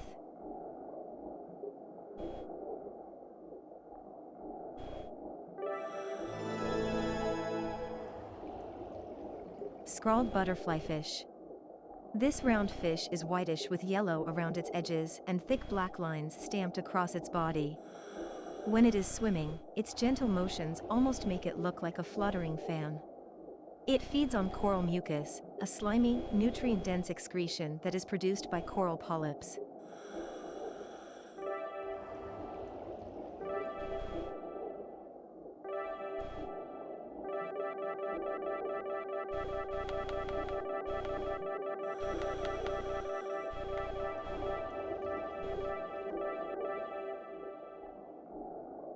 So I made it through the first 5 levels, but once I finished them, it told me I needed like 500 more scans to get 2-1.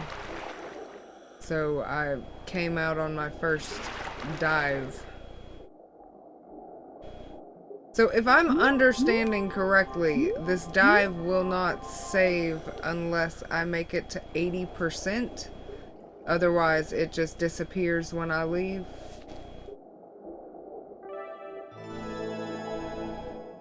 Spotfin butterfly fish. A white and yellow butterfly fish found only in coral reefs. It gets its name from the small black mark on the rear of its dorsal fin. It also has a black band running over its eyes. These markings may be to confuse predators about which side is the front and which is the back. Yellowtail. Also called the Japanese amberjack, this species has distinctive splashes of yellow on its body, including its tail. It is a carnivore that preys on small fish, crustaceans, and cephalopods.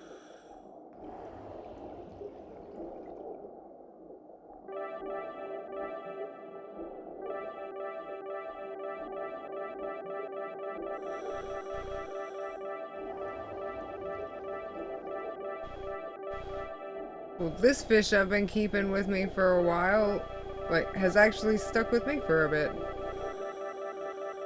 Found that impressive.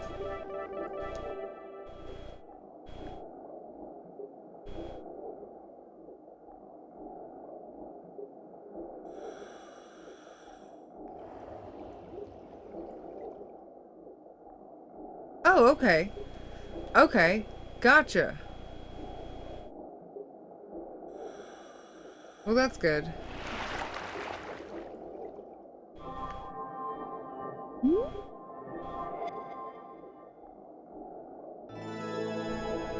Thanatos. This enormous great white shark is feared throughout the Aegean Sea, where it is seen as the embodiment of evil and violence. It actively attacks people and boats, tallying numerous brutal incidents. Its many scars are proof of the countless battles it has fought, and it has cunningly evaded all human attempts to ensnare it. This creature is a monster born of years of ferocious fighting that can be seen all over the world, but only rarely. Wait, is this a real shark? Or are we diving into fantasy at this point? Am I gonna get to find mermaids and megalodon and Zoras down here? Interesting.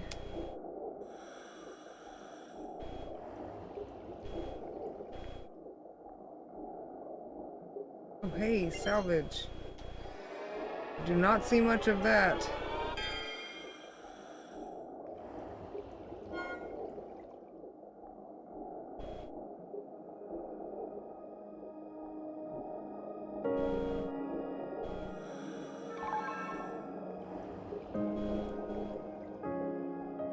Ah, okay.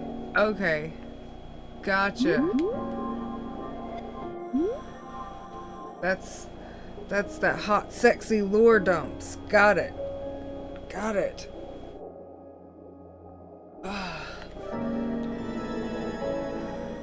Yellow tang. This fish's striking yellow color makes it popular at aquariums. When young, it groups up into shoals, but as an adult, it will tend to live in isolation.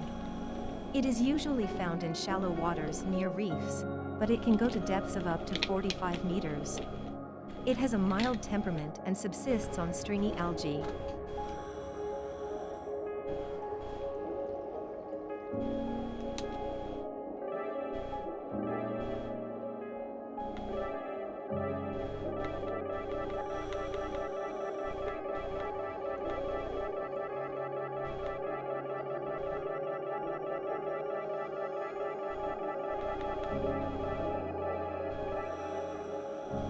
Yeah, this white-spotted wrasse is stuck with us for a little bit.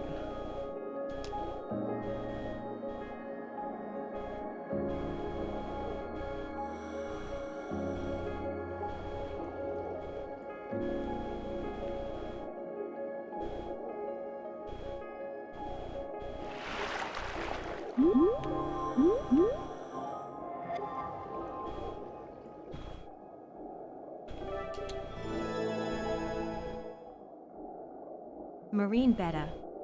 Covered with white dots, this fish looks like a field of shooting stars. The complex pattern makes it difficult to tell where its fins and eyes are. Its dorsal fin has a patch on it that looks like an eye, making it look almost like a turkey moray's head. It hides in cracks in corals and rocks.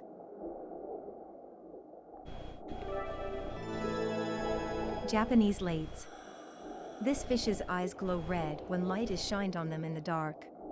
It is related to the Nile perch and barramundi. The barramundi has eyes that glow gold under light. The Japanese lates is an ocean fish, but it has been known to enter brackish and freshwater areas sometimes.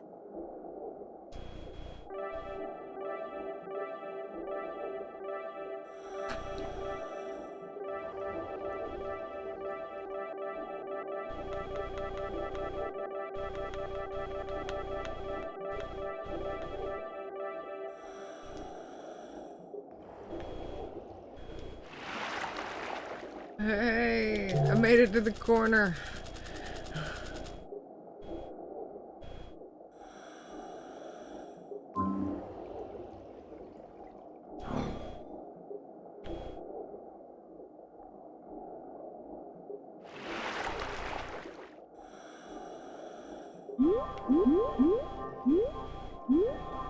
%. Blue-lashed butterfly fish. Its yellow body is adorned with a white-rimmed black circle that looks like an eye. A strike in the eyes is fatal to a fish, so that's where predators usually aim. But if the pattern were mistaken for an eye and attacked, it would not be fatal. It eats coral polyps and crustaceans.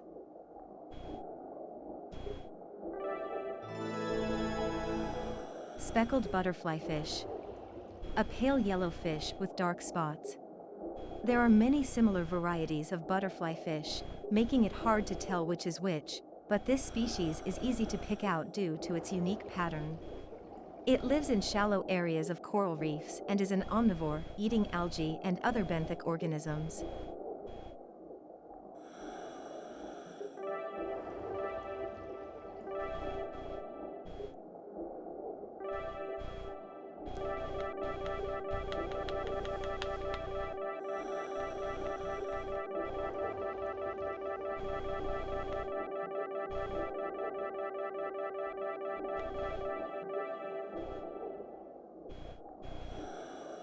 Be seeing you later. I don't have much longer left on here for tonight. I gotta get ready to go host some trivia. So thanks for popping in, and thanks for the follow. It was great chatting with you. And I hope to see you in the future. Enjoy dinner.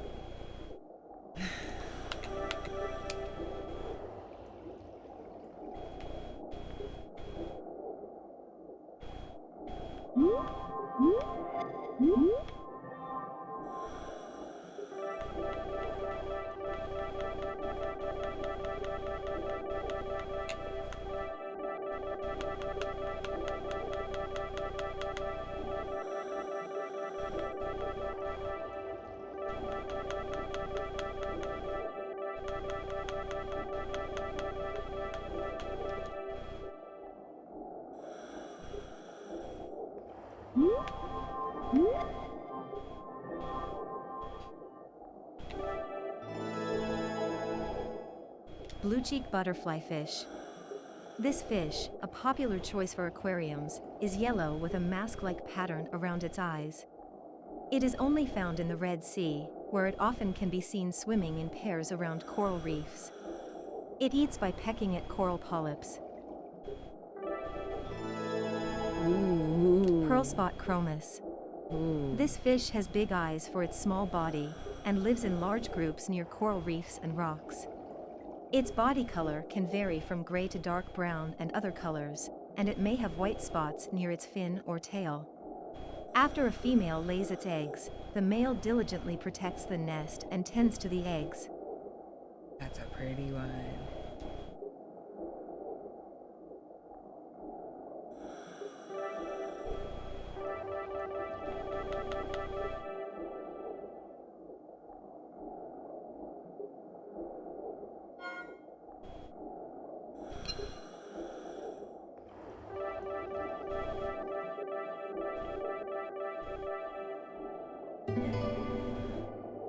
I want the pearl spot chromis. That one's pretty.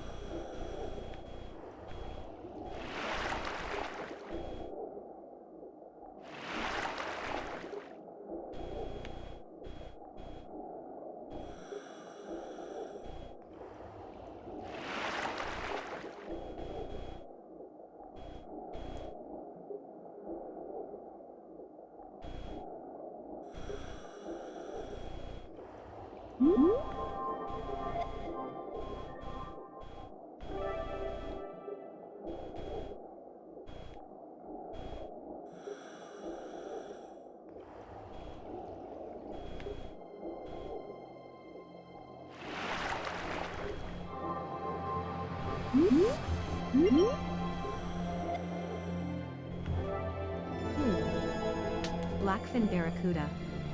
It resembles the great barracuda and the sawtooth, but can be distinguished by its wide, black, V-shaped tail.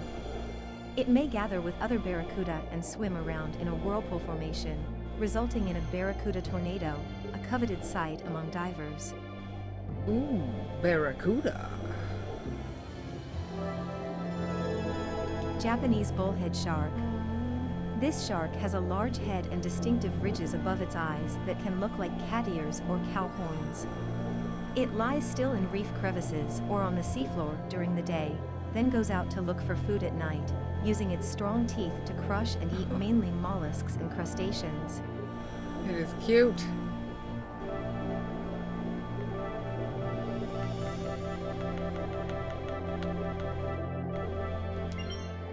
Forward to having a bigger posse.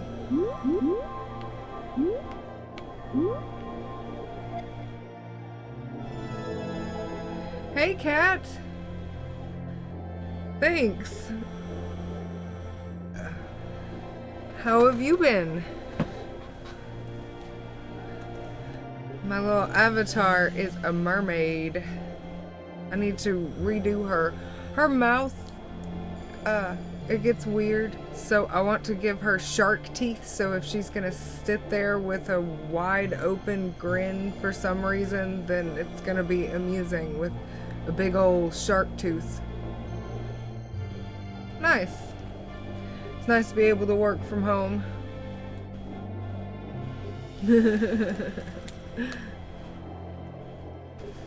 Yeah, I can't edit the avatar. That's one of the downsides with the program I'm using for my VTuber avatar, is that I can't actually edit what I've already made. I just actually have to start over and completely recreate her. So I'm gonna like Gonna have to sit down and do that again. So that's another like couple of hours to go through all the settings on an avatar to set them up. I'm gonna have to make a hex code list so I can get back to the colors I prefer easily when I have to do that. Yeah, it is a bit intense. But I like the anonymity that the VTuber persona gives me. I do plan on getting back to streaming music. It's been a while since I've streamed music.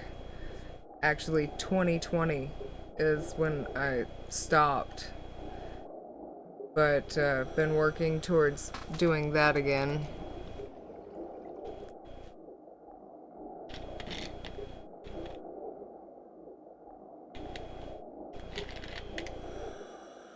I do think VTubers are neat. I've seen some that are really cool, like Amethyst. She does a lot of modded Mario game stuff, and she's got really cool persona for her VTuber avatar.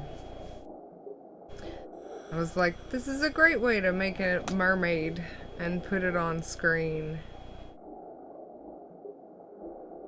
Many-bar goatfish. This fish has several bands of black on its body and 2 long whiskers on its chin. Its color can vary significantly depending on the fish. Though this species may have the face of an old man, there are, of course, females as well. Many-bar goatfish. That's an interesting name. Aww. Red stingray. Its large, diamond-shaped body ends in a long tail with a venomous stinger. The stinger is hard and serrated and has high penetrative power. Not only is it difficult to remove, it also leaves the edges of the wound badly torn. Its skin is the same dark brown as many other species, but the underside has a distinct orange edge.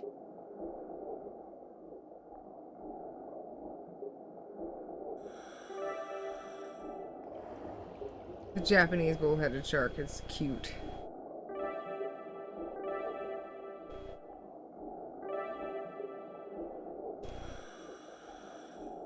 This has been a really interesting game.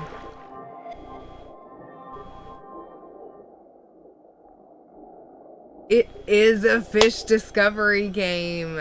I have also been really enjoying the educational narration. I don't know, this is one of the things I very much enjoy in my games, is being able to learn something. Like, I know the map to Oblivion far, far better than I know the map to the United States. And so I love games that include educational aspects, and I am an underwater obsessed person. So I've been really enjoying this. I actually just got it today. This is my first day with it. I was playing Princess Peach Showtime and not enjoying it, and I was like, I should really enjoy the games that I'm playing on stream right now. So I got this because I've been thinking about it for months, and I have not been disappointed. I have a camera and I run around, like swim around the ocean and scan fish and get information about them. Ooh, spear squid. Spear squid. This squid is characterized by its slender, spear-like shape. It is usually transparent, though it may shift to a brown hue when excited. Overall, it looks similar to the sword-tip squid, but its thin, short tentacles set it apart. A male of the species is generally larger than a female, but both genders have a lifespan of approximately 1 year. During spawning season, this species breeds in shallow waters. Neat.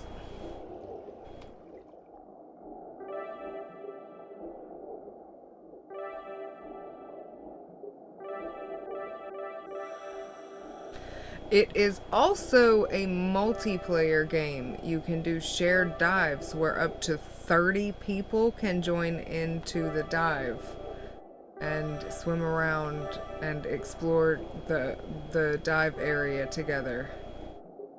Yeah, I know, that's a lot of people. It's a bit overwhelming, But I watch a lot of YouTube videos of streamers, and one of my favorite things to watch is when they start playing hide and seek in games. Particularly the sardines variant of hide and seek is absolutely the best streamer game I've seen so far, because sardines is about one person hiding, and most of the time they do two people hiding. And I think it works better that way because as a streamer, there's a natural reaction to try and keep talking. So if you've got two people hiding together, then they're going to be talking to each other and their audience in chat.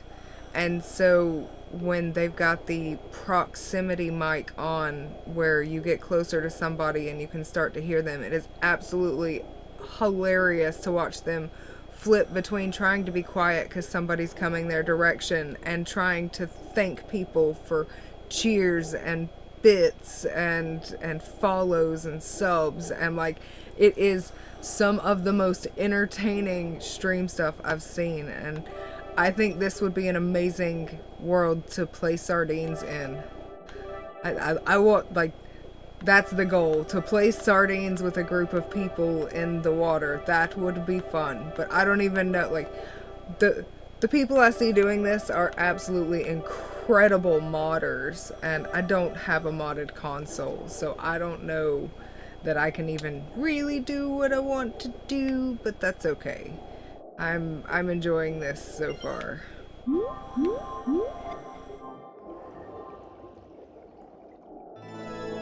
Yeah. Hide and seek,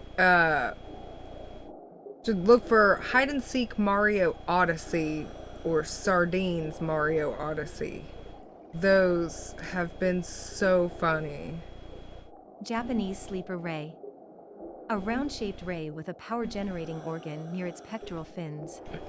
It can paralyze prey with a 60-volt jolt of electricity and then wrap around it with its body. Divers should be careful when approaching this species. Ooh, shocking. Like an electric eel. An electric ray. Cool. I see, this is one of the reasons that aquatic creatures fascinate me so. Like, we have creatures underwater that produce their own electricity as a reaction to defend themselves. Like I would like to zap people who touch me when I'm not okay with it. And, like, also bioluminescence. Like, bioluminescence is so fascinating. Which, we have bioluminescence up top, like, glowworms and fireflies. But, like, bioluminescence is such an interesting, like, natural living creatures are making their own glow up. Like, what? Wow. Nature is awesome.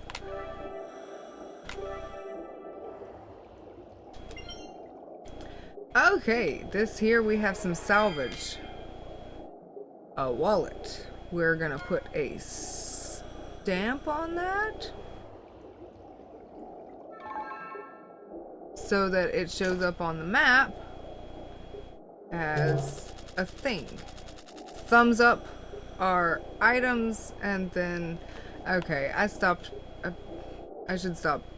I'm just trying out the stamp thing because that's a feature for with other people. If you find something of interest like salvage or a fancy fish, you can set up stamps so everybody on the map can see what's going on. When I first started, I was like, I'm gonna stamp pockets of fish, but there are pockets of fish everywhere. It's a bit weird. I guess a bit unnecessary.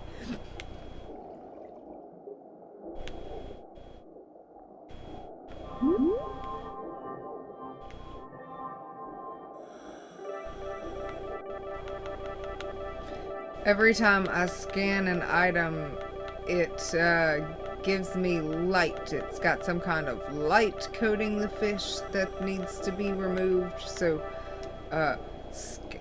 something about the scanner that I'm using sonar knocks the light off of the fish, making them okay again? 'Cause why not? Sure, that might as well happen.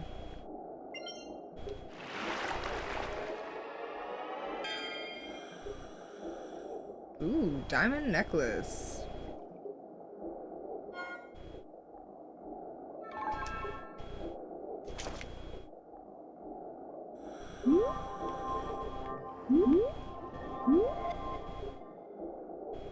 Oh. Oh, I have space for a second fish to follow me. Nice.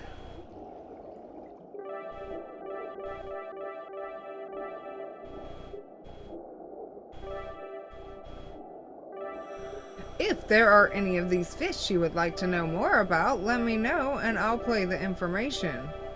At this point, I'm playing information on question marks because that's information I haven't heard yet, but I am not opposed to re-listening to any of this.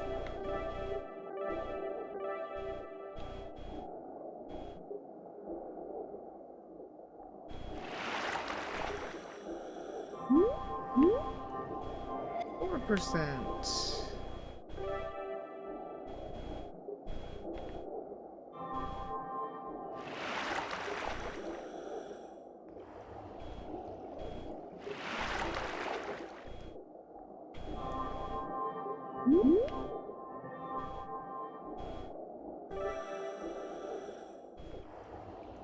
Ooh, the damselfish. Okay. Blue-green damselfish. Found in shallow waters near coral reefs, this tropical fish has a slightly protruding lower jaw. Its shimmering emerald green scales change color as light hits them. A timid sort, it prefers to swim in groups. In moments of danger, the entire shoal of fish will dart for cover behind corals.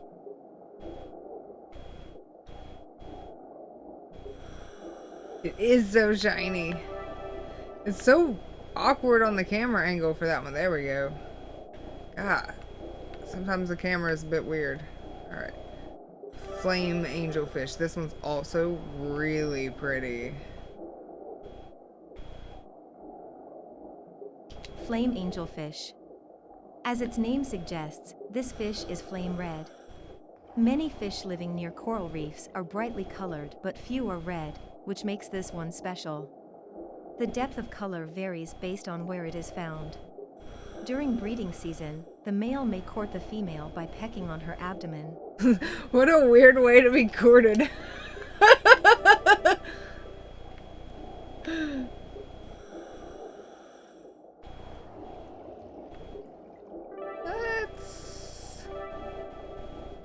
Should I add the damselfish or the angelfish to my party of fish? Right now, the pearl spot chromosis is swimming along with me. Pearl spot chromis. This fish has big eyes for its small body and lives in large groups near coral reefs and rocks. Its body color can vary from gray to dark brown and other colors, and it may have white spots near its fin or tail. After a female lays its eggs, the male diligently protects the nest and tends to the eggs.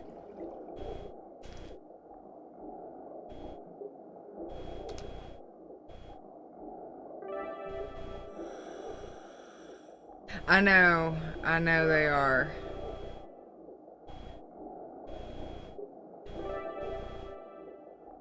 Okay, I'm gonna go with the angelfish. Nice. Now I have 2 little fishies following me.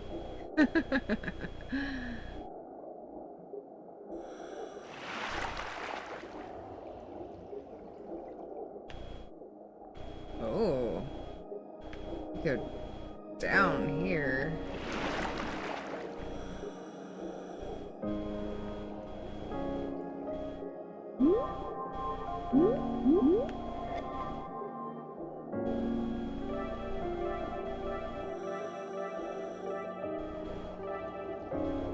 Oh, oh! It left. I have to pick a new party member. Some, like, I don't know, the fish followers seems interesting. They don't seem to stick around super long.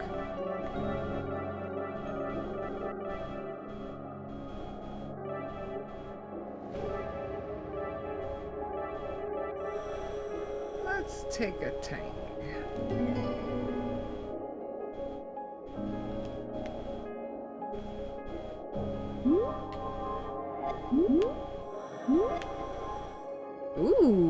Ooh, what's that then? Bridled parrotfish. Bridled parrotfish. A member of the parrotfish family found in coral reefs and rocky areas. The male has a stunning blue-green color, and the female an equally striking reddish-brown. Both sexes have colorful tails and the same distinctive scale pattern. The species subsists on algae, and it tends to live alone. Cute. Little fish buddies indeed. Oh, multicolor fin rainbow fish male. Multicolor fin rainbow fish, male. Most of this species are born as females, but some change into males. After becoming male, it initially looks like the females and can blend in with them. Then, when the females spawn eggs, the disguised male fertilizes them to create offspring. A matured male is green and about 34 centimeters long. Neat.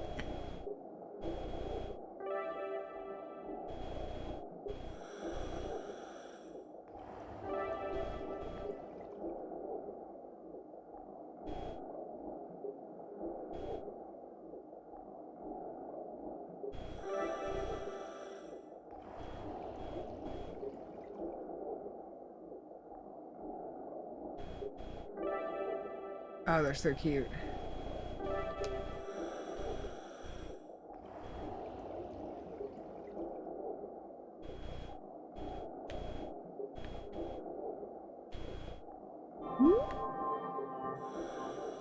Okay, I was gonna say, that's my powder blue tang, right? Yeah, that's my little fishing buddies.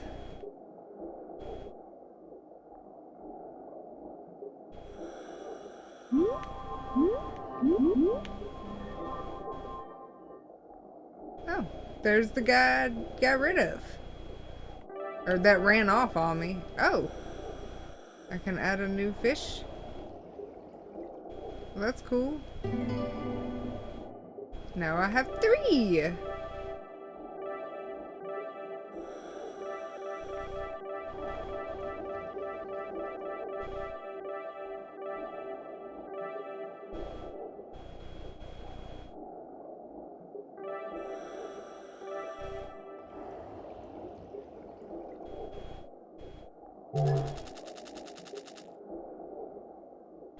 All right.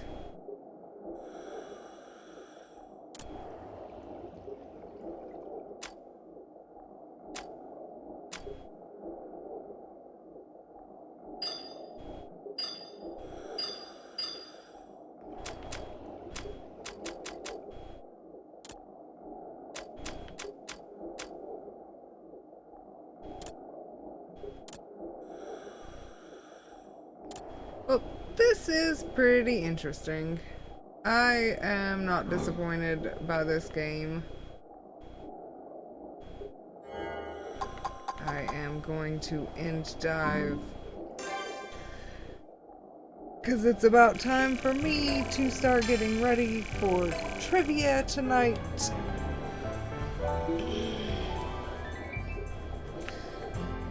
Alright. Creature dive capacity from 10 to 20. Alright. Yay for getting some rank up.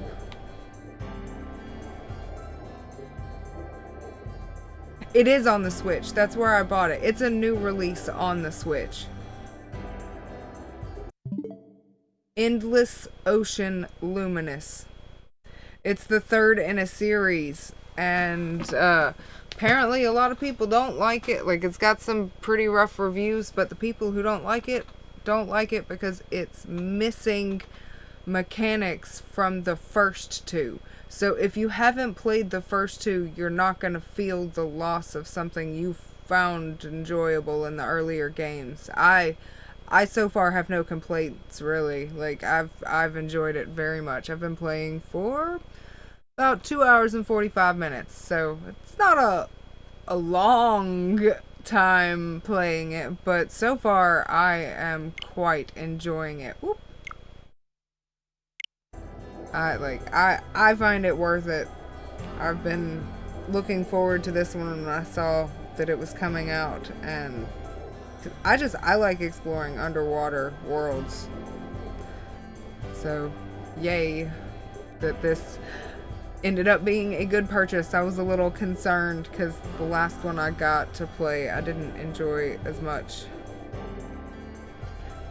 It's a crapshoot sometimes whether or not you're gonna enjoy a video game, but this one's definitely good so far.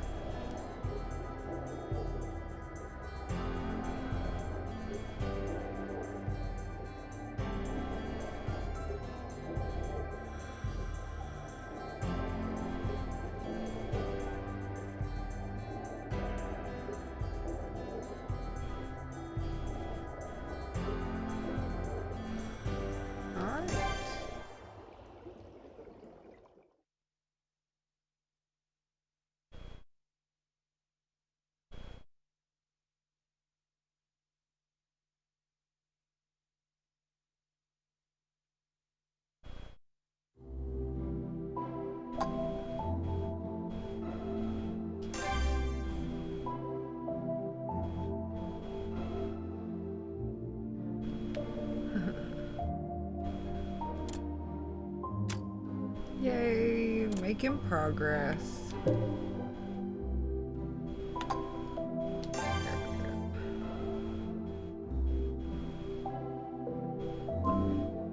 This has been interesting. You can... Okay, I've got 2,000 now, so I could buy a new set. I'm not going to, but some interesting color combinations on the outfits.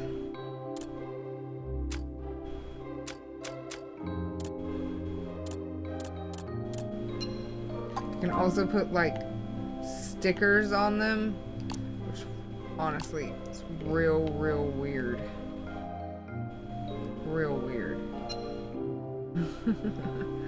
Yeah, the custom. I really hope, and I don't know because I'm not far into it, but I'm really hoping for a monofin swimsuit, because like there are actually monofin diving suits. People can do the tail rather than 2 legs, and I'm hoping that they have that.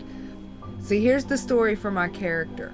My character is a mermaid, but she lost her tail, so she's joined this ocean research crew to try to figure out what happened and what made her lose her tail so that she can get back into her underwater home.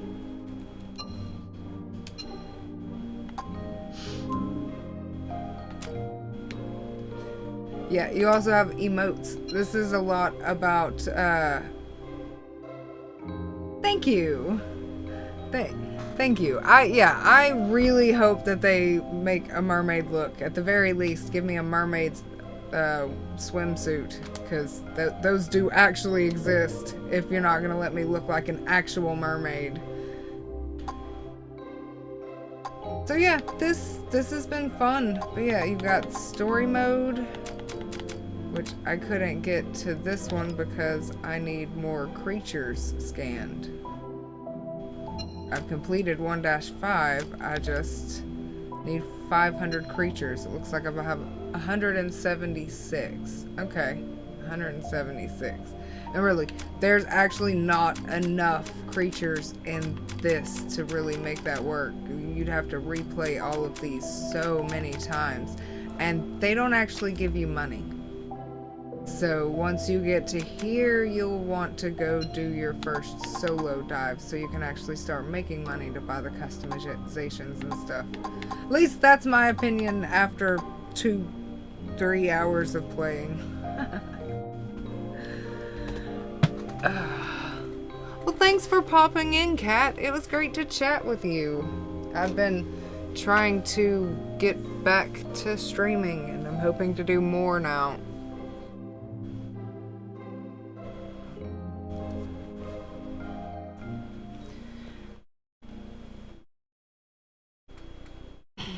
You're welcome. I will try to go live again tomorrow. We'll see how I feel.